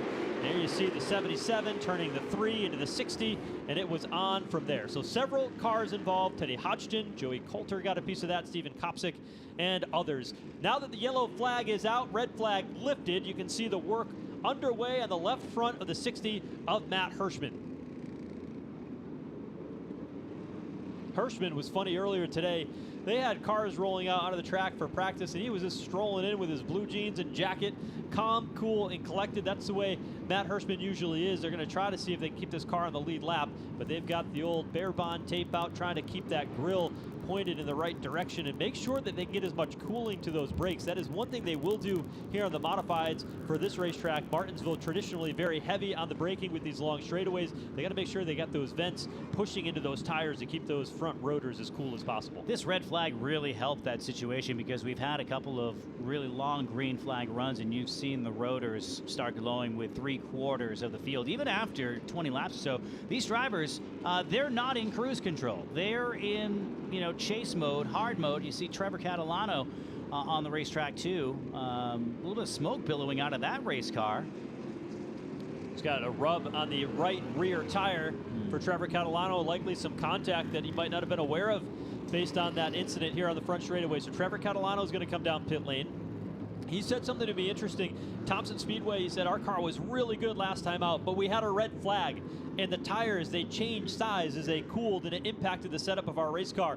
Curious to see if under that long red flag here, if whether or not that has an impact on the outcome of this race today. Whether or not those tires that they put on not too long ago, did they grow differently and now have cooled in a way that you don't expect that could impact the performance? We'll keep an eye on that. Especially with our top 2 championship contenders. And there you get a good look at Uncle Trevor in number 56. That's what we're calling him now, as he was the one that actually broke the news to us this afternoon. It's funny that I think amongst the Catalano family, everyone knows and everybody in a family, everybody, and I don't care whose family it is, everybody has that one family member who just loves to break the news to everybody else. Every family has one, and for the Catalanos, it appears to be Trevor's, because we found out about the new addition to the family from Uncle Trevor. I wonder who it is in your family. My family, it's me. Here I am trying to think and lay blame to everybody else and point the finger, and I'm like, nope, I'm the problem. They were able to peel that Nerf bar away from that right rear tire. Trevor Catalano back out on track, but pretty good groove into that tire. I imagine they'll want to come down pit road and see if they can get that replaced before we go back under the green flag. Everybody cycled back around. Luke Baldwin is the race leader. Tommy Catalano second. Austin Beers and Justin Bonsignore now third and fourth. As the field cycles around, a couple of cars have come on and off pit road, including Teddy Hodgson and Brian Newman, who's on pit road in the Ford car with an extended trip on pit lane for him, and that car, a driver who finished inside the top 5 of this race 1 year ago. I bet you Trevor Catalano is the type that gets you a Christmas present but can't wait till Christmas. Gets so excited. You ever do that? You get so excited about what you give somebody, you're like, okay, I got you a present, you're gonna love it, here's your present. You don't do that, do you? No, I don't do that. You don't get excited? Oh, no, I don't get excited. Are you a hider? Do you hide your gifts? Yes. Good for you. Yes, I hide my gifts. Working the caution here. I'd ask, but I know your family's watching, and that's just not wise. Well, I can't tell them yet. A man has to have his secrets. We're not there yet. We're not there yet. We've got a long way to go. I was thinking there's a 56 continuing to work on this race car.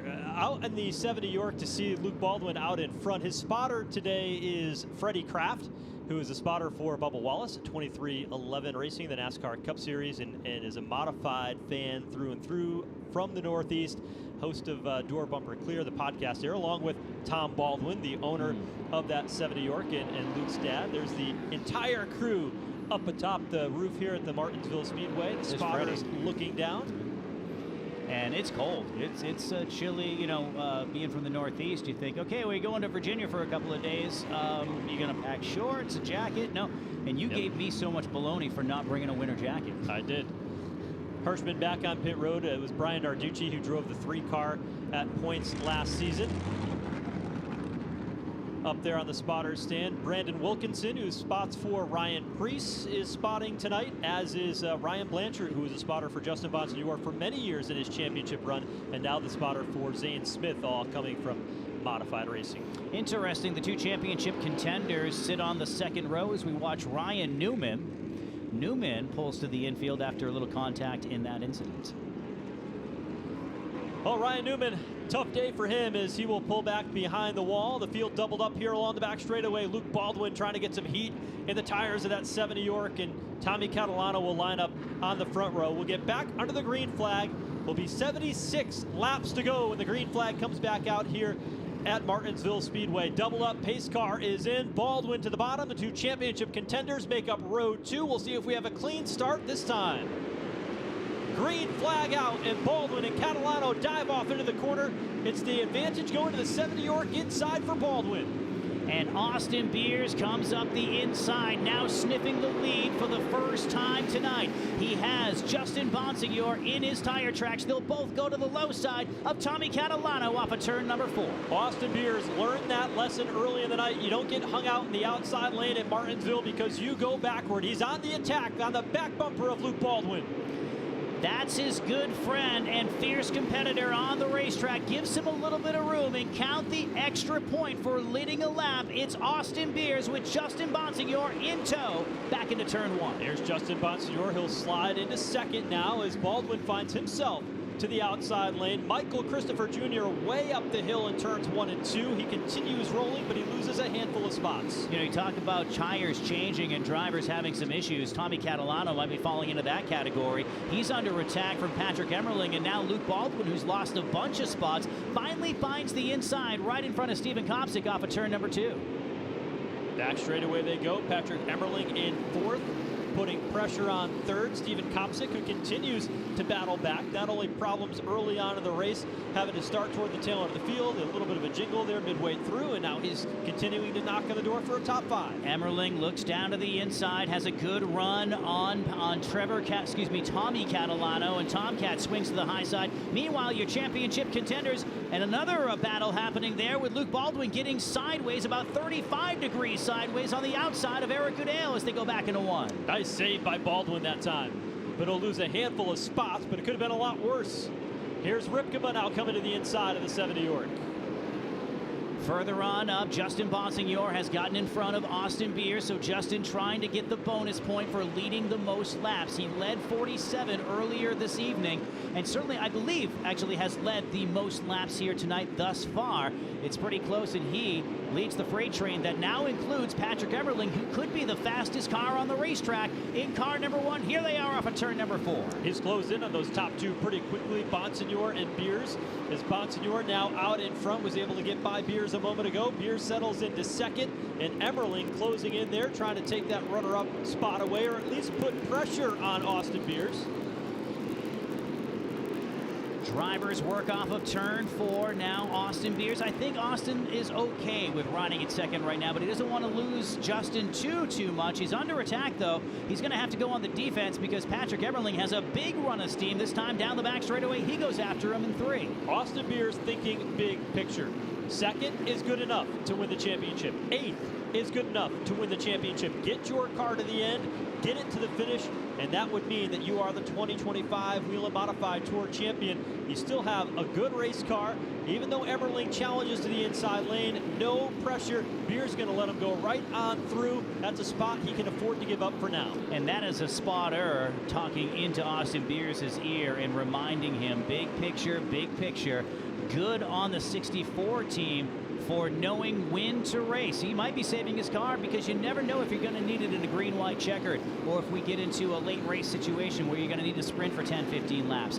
Now, this is something we've seen quite a bit this year. Patrick Emerling having the fastest car on the racetrack, that Dale Hedquist prepared race car, the Fleetwood ride.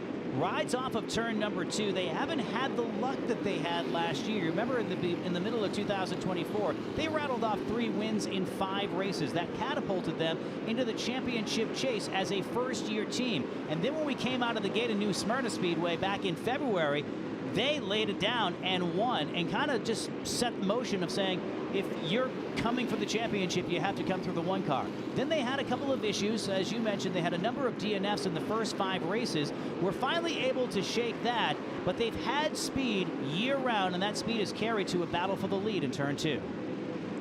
So the battle for the race lead, but I want to go back to something that we're starting to see out of the 64 car of Austin Beers, who rides in the 3rd position. Remember, 8th is as far back as Austin Beers can go. But you look back in the running order, Austin Beers took 2 tires, 2 rear tires on that last pit stop. Justin Bonsignore took 3 tires. He rides 3rd right now. Connor Jones is in 8th.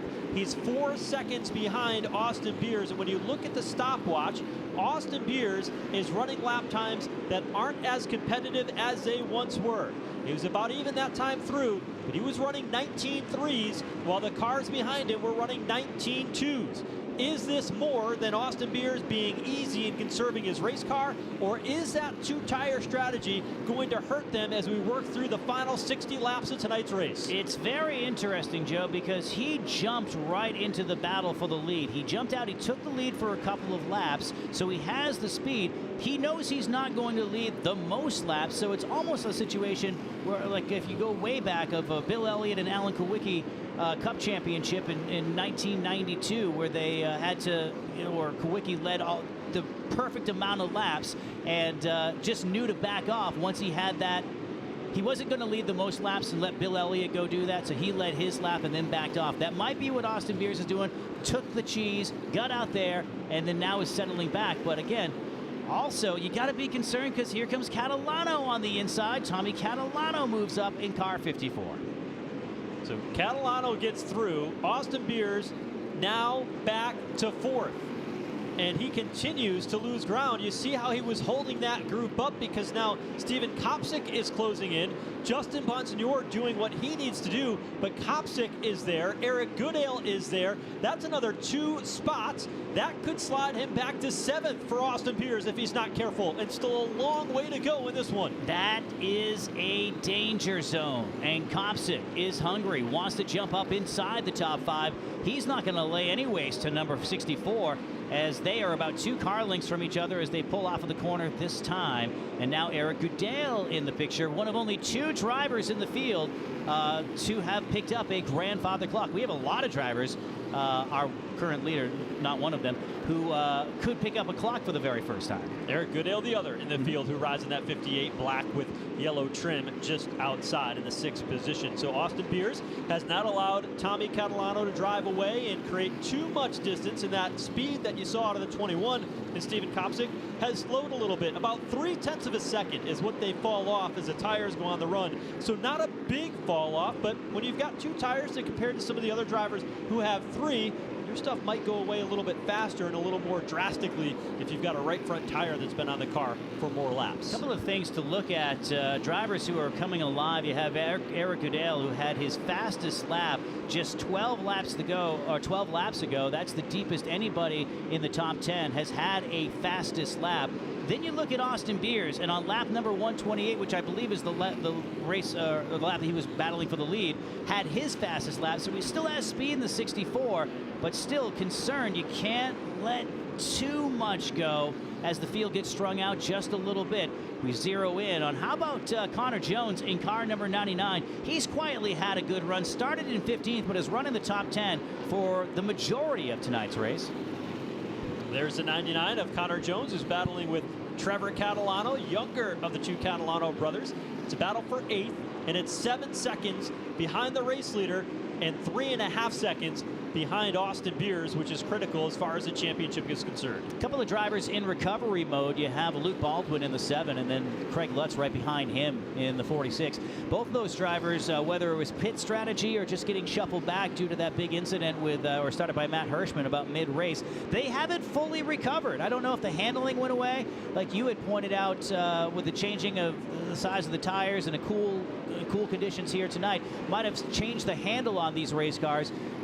One thing is for sure, neither the 7 or the 46 are as fast as they were in the first half of the race. A longer run, and you saw the 7 New Yorker Luke Baldwin just really struggling to hold on to that race car. Granted, he got a little bit of help and shoved out of the groove, but it didn't help him any.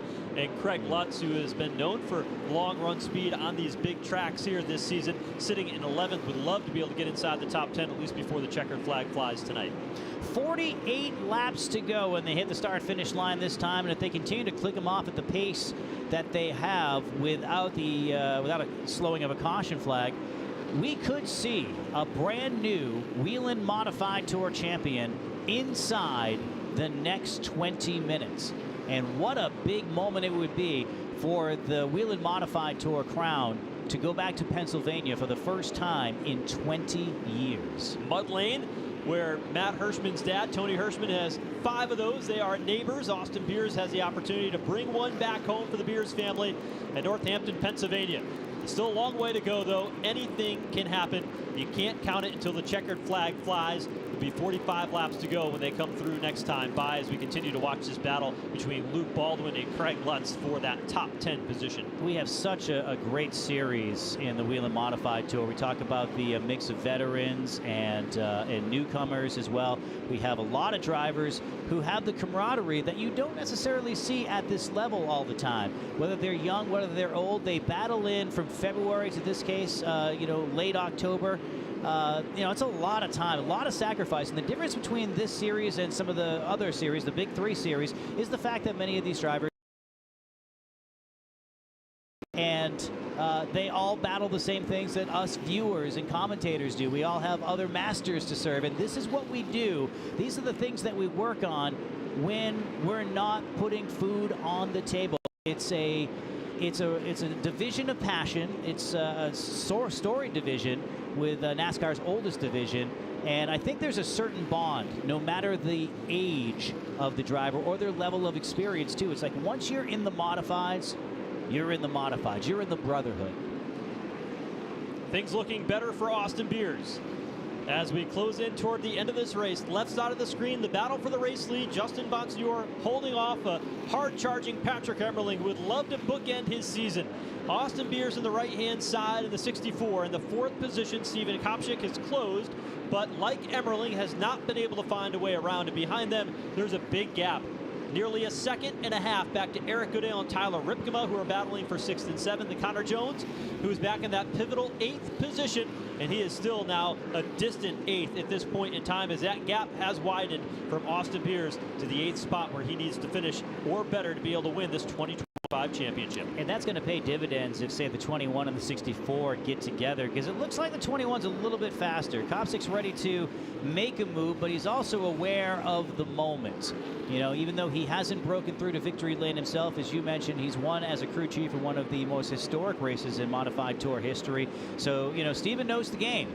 And again, he knows the moment, he knows Beers, and he doesn't want to treat it with kid gloves, but certainly would want to be raced the same way that he is trying to race Beers right now. So even though he's a little faster, he hasn't made his way around him.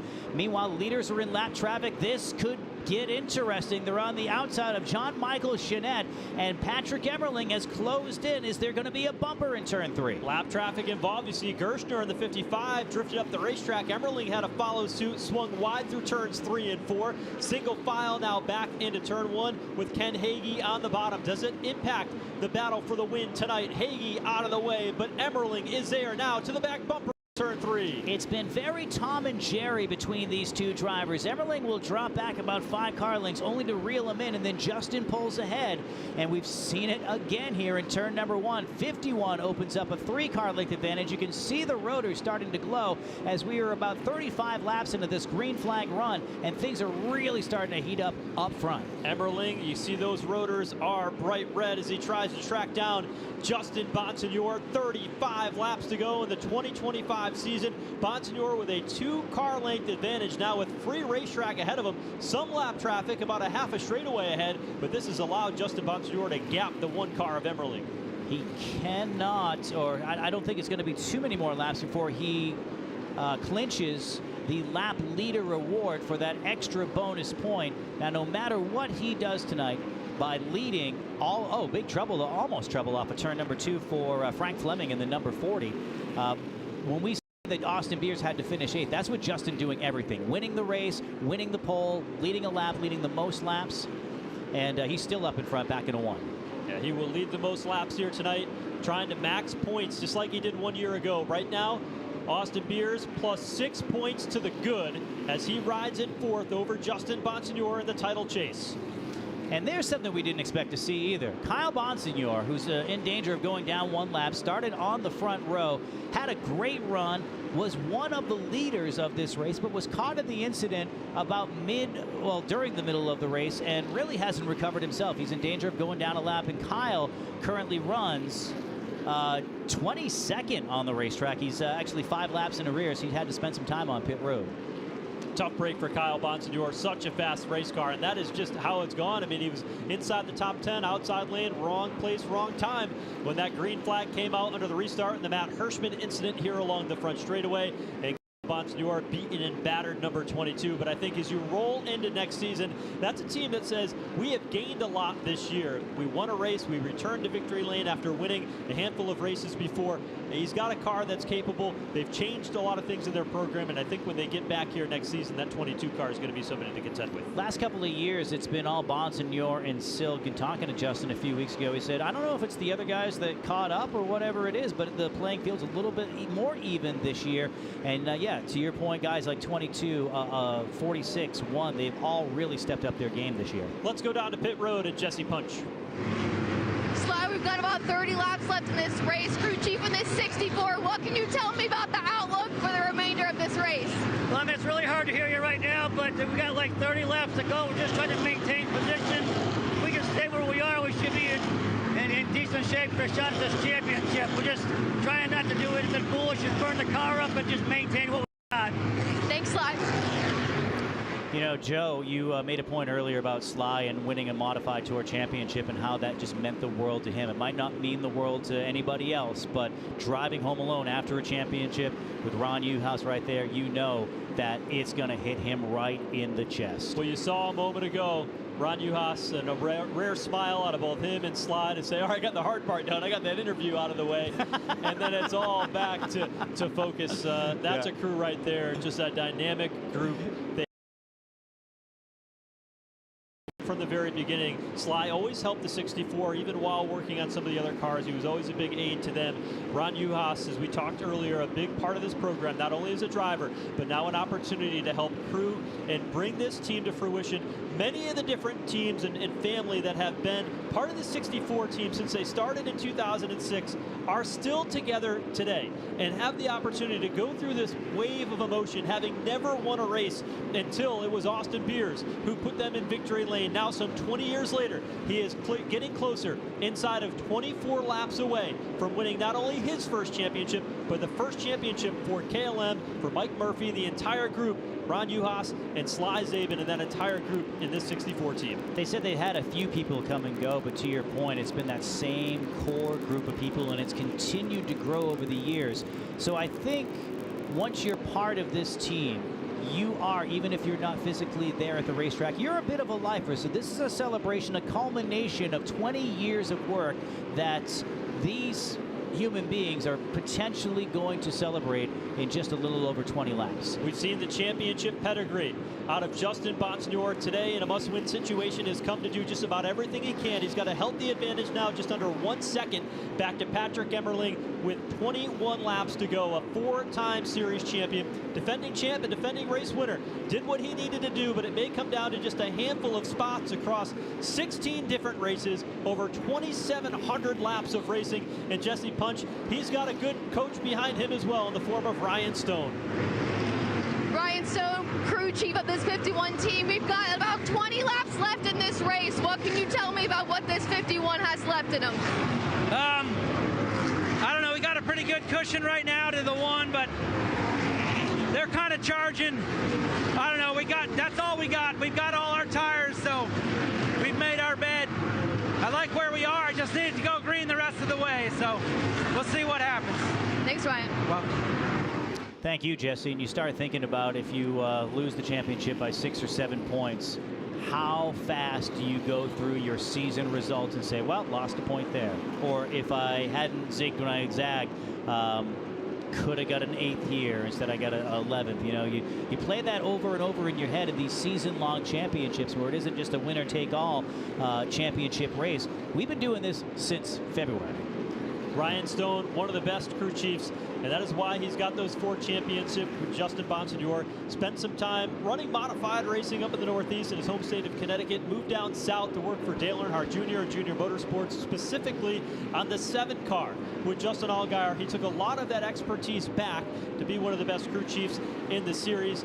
He worked with Justin Bonsignore to those 4 titles, and tonight they may right now come up just a bit short if the race were to end as it stands right now, but they gave it everything they had here throughout the season with right now Austin Beers running in 5th as Steven Copsic was able to get by him, still in position to win the title with a top 5 finish. He might get another grandfather clock out of this one, and he has been dominant at this racetrack the last 2 years. He led 136 laps last year, and he's going to get in that neighborhood again this year. And that was one stat that Justin was a little light on this year. You know, when you compare him to his other championship years, it wasn't until the last couple of races where he got out in front and stayed there for considerable amounts of time, like he has the last couple of races as he comes up on Andy Seiss in number 7.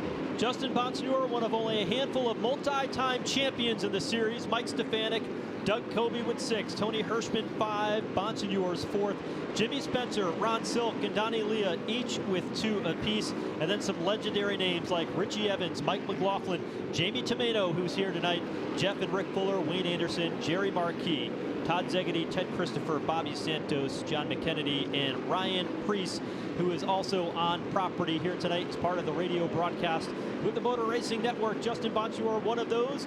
And if Austin Beers were to hang on for the final handful of laps here tonight, he would become the 20th different champion of the NASCAR Whelen Modified Tour and add his name to that storied list of modified greats. As Bonsignore continues to lead this race, the 51 up in front. We lost the 61 40 years ago tomorrow, so this race always means a lot to the modified community, and that legendary first year that the Modifieds had with Richie Evans as your posthumous champion. Won his final race at the Oxford Plains Speedway, where the NASCAR Modified Tour will return for the first time since 1991 on the 2026 season. It was unveiled earlier this year with some venues that they haven't been to in a while. Oxford being one of them, Claremont, first time since 2022. Going to Seekonk Speedway a couple of times, back at White Mountain Motorsports Park. It's going to be a great night, or excuse me, a great season if you're a bull ring driver, which certainly fits into the mold for some of these guys. Bonsignore sliding his car off turn 2 as he continues to work through lap traffic. He'll come down to the line. There'll be 8 laps to go for him in that 51 team. Hirschman directly ahead, and Patrick Emerling, who's not done yet, is closing in as they get tighter with lap traffic. How many times has he done this? And by he, I mean Patrick Emerling. He has consistently been the fastest driver at the end of the race. He has a ton of second place finishes. He does have a number of wins, but really charging towards the end. There have been so many occasions where if there were 10 more laps in the race, it would have been Emerling's. Might run out of time here tonight, then again, might not with lap traffic of Hirschman. There's the battle for the lead down the backstretch. Patrick Emerling going to have something to say here before the end of this one, see if he can bookend this season with that win at New Smyrna and challenge here in the late going. Bonsignore has been strong, but has tiptoed his way through traffic, gets by Hirschman. And now Patrick Emerling does the same in turn 1. That was a big one. That was a big move by Justin Bonsignore to buy himself some time. He probably bought himself about 2 laps with catching Matt Hirschman, who's racing with respect, moved out of the way, let the race leader, just take his lumps as it is, as the Phoenix Communications crews look on and watch, just hoping for a miracle here in the next 5 laps. Waiting for Justin Bonsignore to claim another clock, but not a championship if Beer stays right where he is. Ryan Stone said he wanted it to go green the rest of the way through. 4 laps to go for Justin Bonsignore. Austin Beers rides comfortably in the 4th position, looking for that championship. Beers is mired back in traffic as he works through a little bit deeper in the field. Bonsignore there in turn 1. Meanwhile, we've got a couple of cars slow, including Patrick Emerling. Emerling, the 2nd place car, is off the pace, limping through turns 3 and 4. Trevor Catalano is slow to the bottom of turn 3. That car will make it down to pit lane, and the caution flag is out with 3 laps to go here in Martinsville as the 1 car of Patrick Emerling is slow to the bottom of turns 3 and 4. His car has come to a stop, and it is just lifeless right in the middle of turns 3 and 4. And it could have been a lot worse. There were some cars that came up on him in a hurry, but they took evasive action. And it was interesting coming off of turn number 2.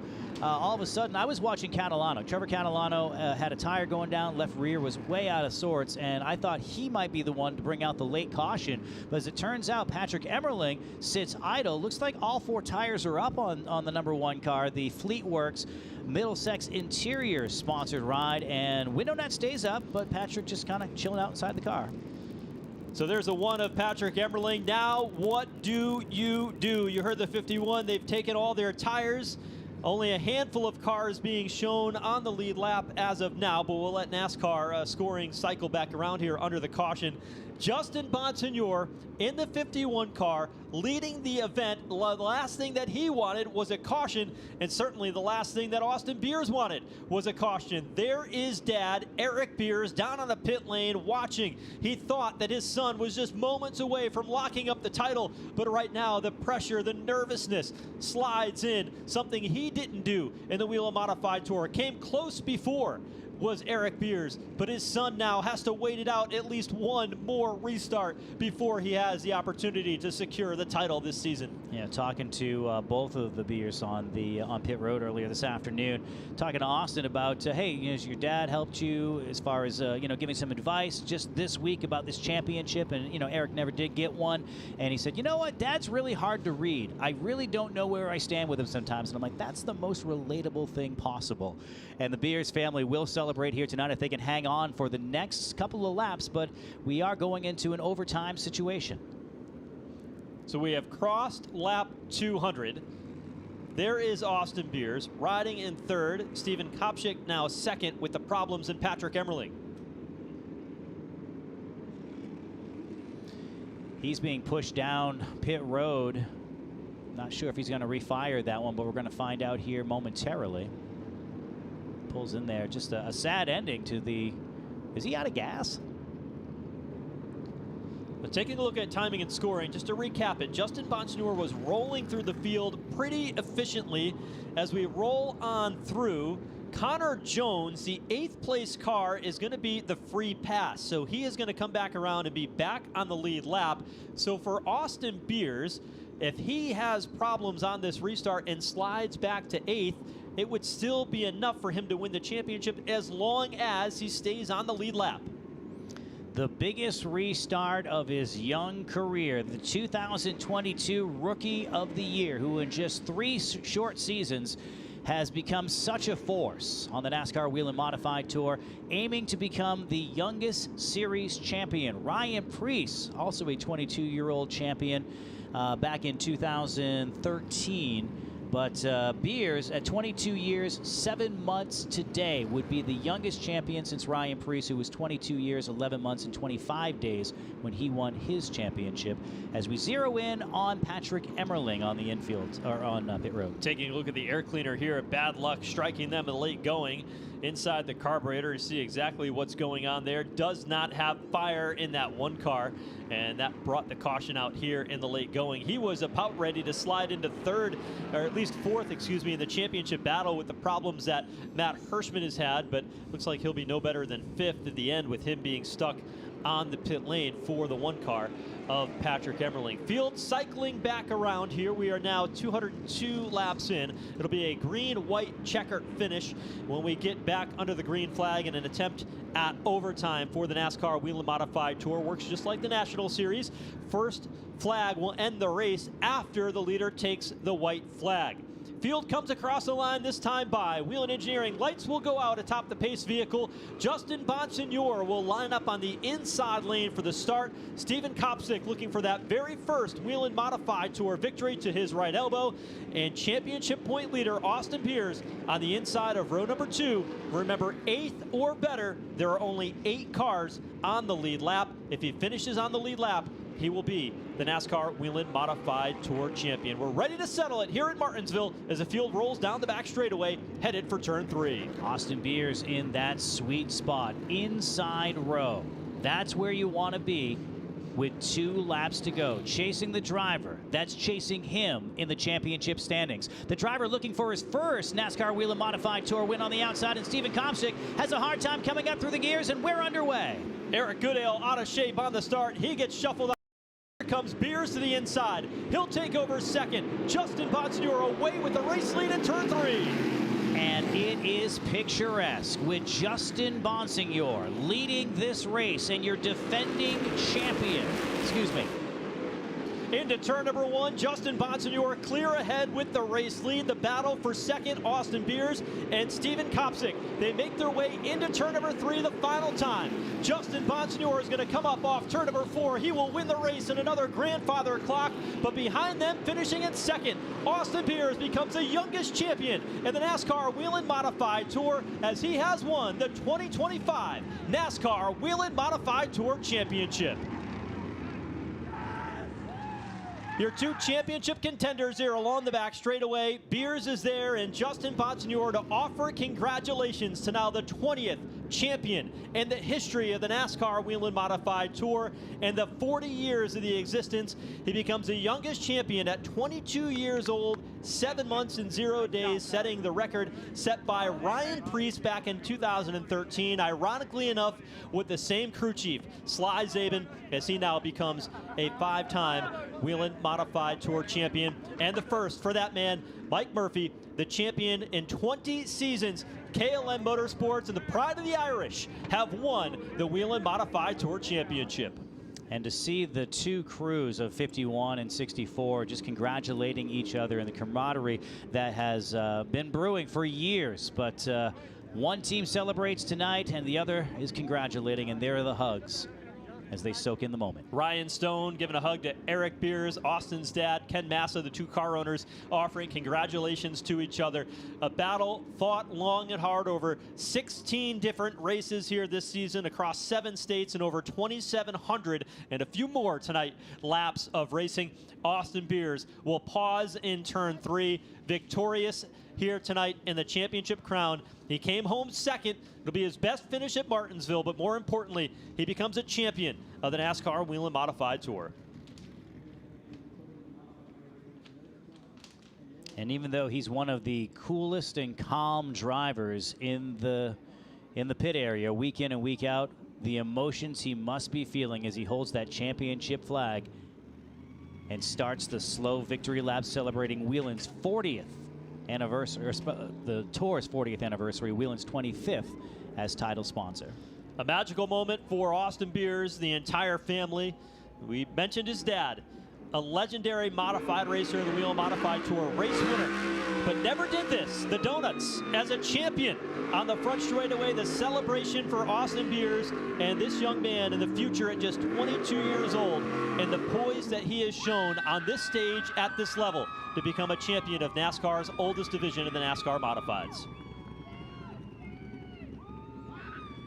That's a highlight shot that we're going to be seeing for years. Just that smoke show on the front stretch, and so well deserved. Historic place to park in all of NASCAR, the front stretch victory lane here at Martinsville Speedway. This place has been around since the very beginning in the 1940s when it was built, been part of the fabric of NASCAR racing for many, many years, as has modified racing. Today, Austin Beers has done it. He has won in the 64 car, becomes a champion of the NASCAR Whelen Modified Tour. His 5th overall champion as a driver since the age of 13, and adding this one on this stage might be one of the biggest. In fact, is the biggest that he has had in his storied career. You'll see the smile of relief from Austin Beers as he gets the safety equipment off inside that 64 here along the front stretch. And there's Justin Bonsignore offering hugs to his crew, and a long, hard season, a successful season too. You can't knock a guy who's picking up a grandfather clock and second in the championship standings again here tonight, saluting a great season. Let's go down and hear from our race winner or race champion with Jesse Punch. Austin Beers is your 2025 NASCAR Whelen Modified Tour champion. The 22-year-old becomes the youngest Whelen Modified Tour champion in history. And this 64 team is celebrating down here on this start-finish line. We've got water bottles flinging around, plenty of hugs to give.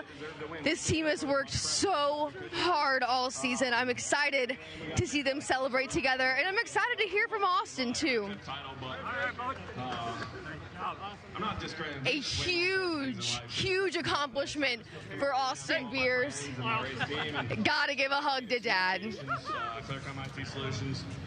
Austin, congratulations. You are the champion. How do you describe your emotions right now? I have no idea, honestly. Just I can't thank everybody on this team.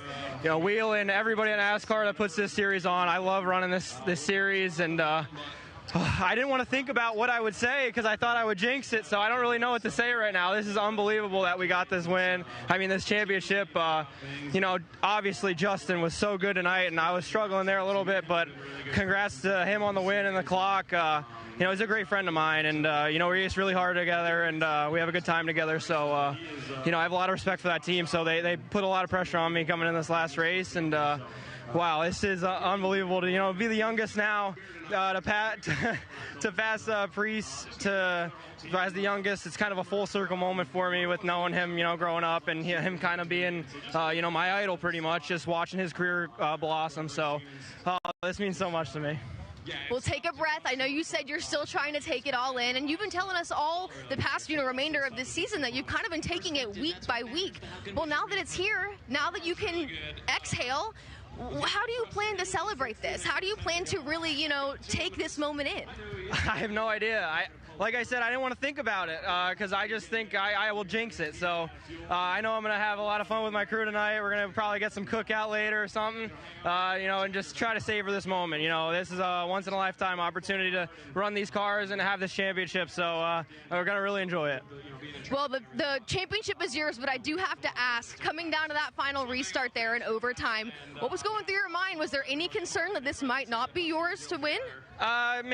Maybe just about fuel a little bit. I was trying to save as much as I could, you know, shutting off under yellow, but honestly, with the driving part of it, there was no concern. I knew we could get it done if I just hit my marks, and I got to thank the 21 racing me clean there. I was trying to give them the bottom in case something happened, but it just means a lot to win this championship. I can't thank Mike and Maggie Murphy for giving me this opportunity, and everybody involved. LaJoya Seating, Dell Electric, Fast Track Electric Corp. You know, Whelen, like I said, you know, they put a lot of money into this series, and it means a lot that they have their support. Well, Austin, congratulations on an incredible season, a phenomenal accomplishment as the 2025 NASCAR Whelen Modified Tour champion. Congratulations, Austin. Thank you very much. That's Austin Beers. You see the emotion welling up in his eyes as he hears that official title that is now given to him. Thank you, Jesse. Getting congratulations from Joey Denowitz of NASCAR as he will be awarded that championship trophy before long. You referenced Ryan Preece being a good friend. They used to play video games together, racing cars, of course, and different things. And Ryan Preece had said before the race that if there's anybody that would break my record, which is made to be broken, by the way, that I would want it to be Austin Beers. And I know Ryan Preece on property tonight, watching Austin Beers capture this crown here in 2025. We'll certainly wish him well in breaking that record. And I'm sure the first of many championships for the 64 team and the driver, Austin Beers. And we've talked a lot about drivers who are in different chapters of their careers now and you know, fostering the young talent. And once they were the young drivers just a few years ago, it's crazy how time works. And now Ryan Preece kind of in that mentor role and getting to relish watching one of the drivers who idolized him growing up succeeding on such a high stage. The entire 64 team assembling on that championship stage where they will be awarded the 2025 Whelen Modified Tour Championship Trophy. Mike Murphy has made his way onto the stage now with his family. And what a story he has gone through. Had a lung transplant. He told us earlier today it's got a 10-year warranty. So I hope that I'm going all right. Yeah. No longer on the oxygen. Has been battling a lot of health challenges over the past couple of years, but now is standing in victory lane, walking through to each one of his crew members, thanking them for this family operation, that tight-knit group that has been much together since 2006, a few new here and there, but for the most part, that same core group over 20 years to celebrate this point in time and the ultimate of championships in the Whelen Modified Tour. Let's go back down to Jesse Punch. He don't want it. I'm just saying, you're good. Justin Bonsignore comes up one spot short in this championship battle, but goes home a winner tonight here at Martinsville. You got a smile on your face. What's going through your mind? I mean, yeah, obviously we wanted to win a championship, but, you know, you got to put a whole year together, and we didn't do as good a job as we needed to this year, and Austin outran us. So, first of all, congrats to his guys. I'm really good friends with Austin since he joined the series. I've raced against his dad, Eric. Sly, his crew chief's been around a long time. The 64, you know, Murph wasn't doing well last year, and now now as a champion. So it's just congrats to them, their whole deal. Good run for us. Obviously had a great car, got stuck in traffic there a little bit, and just, it was hard to get back to the lead, and then cycled back our way, and our car was really good on a long run there, and, I was a little nervous. They were 10 to go. Matt kind of parked in front of me, and I just couldn't do nothing with him, and I saw Patrick getting closer and closer, and I had to just get Matt out of my way. Otherwise, I was probably going to get moved out of the way myself.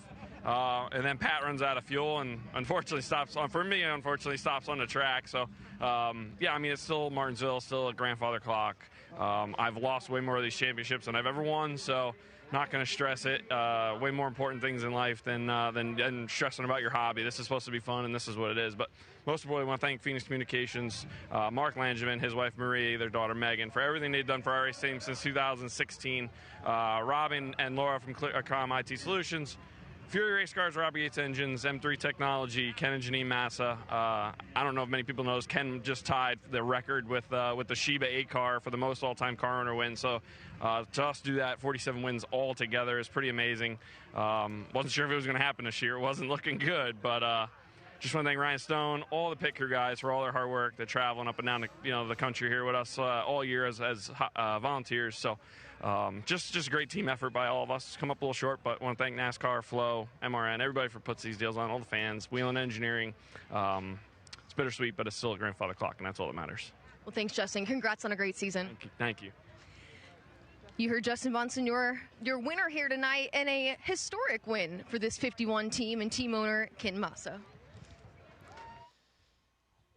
Austin Beers been presented that championship trophy, hoisting it high above here, the front stretch at Martinsville, victorious in 2025. What a moment.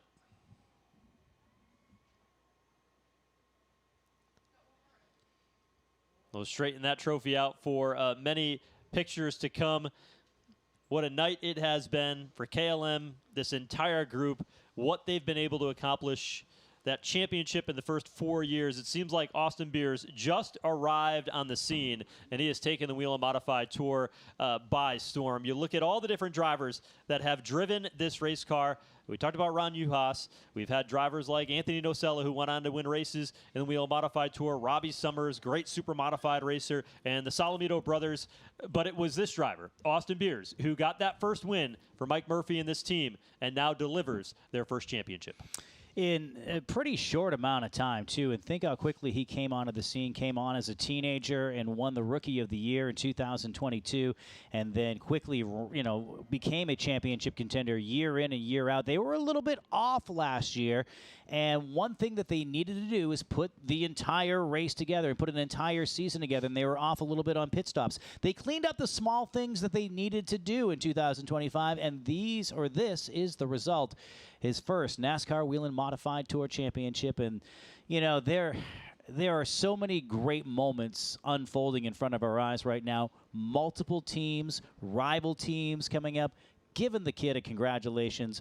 The kid becomes a big man on campus here tonight, receiving some hugs all around. It's nothing but love on the stage for Austin Beers. Smiles all around, you work hard, and I think Justin Bonsignore said it best. This is our hobby. For many of these individuals, they go back to work tomorrow, travel home, and Monday it continues on, and you get ready for New Smyrna in February. There you see the crew, Ron Uhas on the left, Sly Zabin in the middle, and alongside Austin Beers, and the car owner off to the side there as well. On the right-hand side is Mike Murphy, Maggie as well. You look at just this happy group.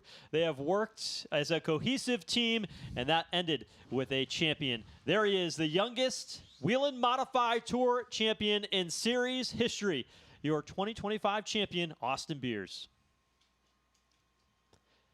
Well, as we put a bow on the 2025 season, it's never too early to start looking ahead at next year as the offseason begins tomorrow. All these teams will get ready for February 7th when things will kick off at the New Smyrna Speedway as part of the World Series at that storied facility down in Florida and carry right on through Speed Weeks leading up to the Daytona 500. Back here in Martinsville before you know it on the NASCAR weekend at the end of March. Stops at the traditional icebreaker at Thompson, your home in the state of Maine. What's up, at Maine? Oxford Plains at the beginning of May. We're all going to be maniacs on May the 2nd, then to Seekonk for one of 2 shows in a 6-week period. A lot of bull rings. Riverhead, White Mountain, Seekonk again. Then there's Claremont, Monadnock Speedway, Thompson, New Hampshire Motor Speedway, also Stafford. Going back to Stafford in August. Can you imagine what that Friday night is going to be like? August 28th. Then Oswego, Riverhead, Thompson wraps it up, and a great wrap-up for the Whelen Modified Tour at one of their home bases in Thompson, Connecticut on October 11th. Yeah, going to be a wild series. Everybody, I think, excited about the announcement to see Stafford Motor Speedway in Connecticut back on the schedule. That has been a core, like Thompson, in that state of modified racing as time has gone on. You know, Andy, we talked a little bit about this tonight, and certainly a lot about it all season long. 40th years of the NASCAR Whelen Modified Tour. We honored the 40 greatest drivers in the series, had great competition all season long, 9 different winners this year. Austin Beers becomes the 20th series champion. Justin Bonsignore going to offer some congratulations with some more liquid refreshment in victory lane. The 2 championship contenders celebrating there. Boy, it has been an outstanding season. And there's a lot of people that make it all work behind the scenes. Tim DeRoyne, our director throughout the season, and his entire team, Ron DeSung, Rick Worth, and that entire group that make that happen. Matt Strickert, who leads this operation as far as NASCAR production goes. Our producer, Christina Herrera, who has been just outstanding all season long at producing these shows and bringing these broadcasts to you on Flow Sport. Our good friend and colleague, Ben Dodge, who was not able to make the trip down to Martinsville here this year. But, Ben, you've been a big part of the fabric of modified racing again this season, and we're looking forward to next year. And, Andy, you joining us here throughout the season in the NASCAR Modified Tour. It's been a great year in 2025. I've had a blast. It's been wonderful to work with A-list players that you mentioned. I couldn't have said it better, with all of the people who are in Charlotte and are in the truck and have done a great job just putting this program together. You hear us or you hear Ben every single week, but it's this team that makes the broadcast happen, and welcoming a relative newcomer into the fold as well as yours truly here speaking. It's been great to to really get entrenched with the NASCAR Whelen Modified Tour, and just I love what I see on the stage right now. And so often in today's society, we see people divided. We see race car drivers, just tearing each other apart. These guys are all congratulating Austin Beers. That'll do it for the 2025 season. An eventful night here at Martinsville. It saw a bit of drama. In the end, Justin Bonsignore was just too strong for everybody, but it was Austin Beers who came out as the champion. We thank you for joining us all season long on Flow Racing. We look forward to having you back with us again in 2026 when the NASCAR Whelen Modified Tour takes on another season of excitement and open wheel modified competition. On behalf of everybody at NASCAR Productions, I'm Joe Koss. Thanks for joining us at Martinsville for 2025. This copyrighted telecast may not be reproduced, retransmitted, or used in any form without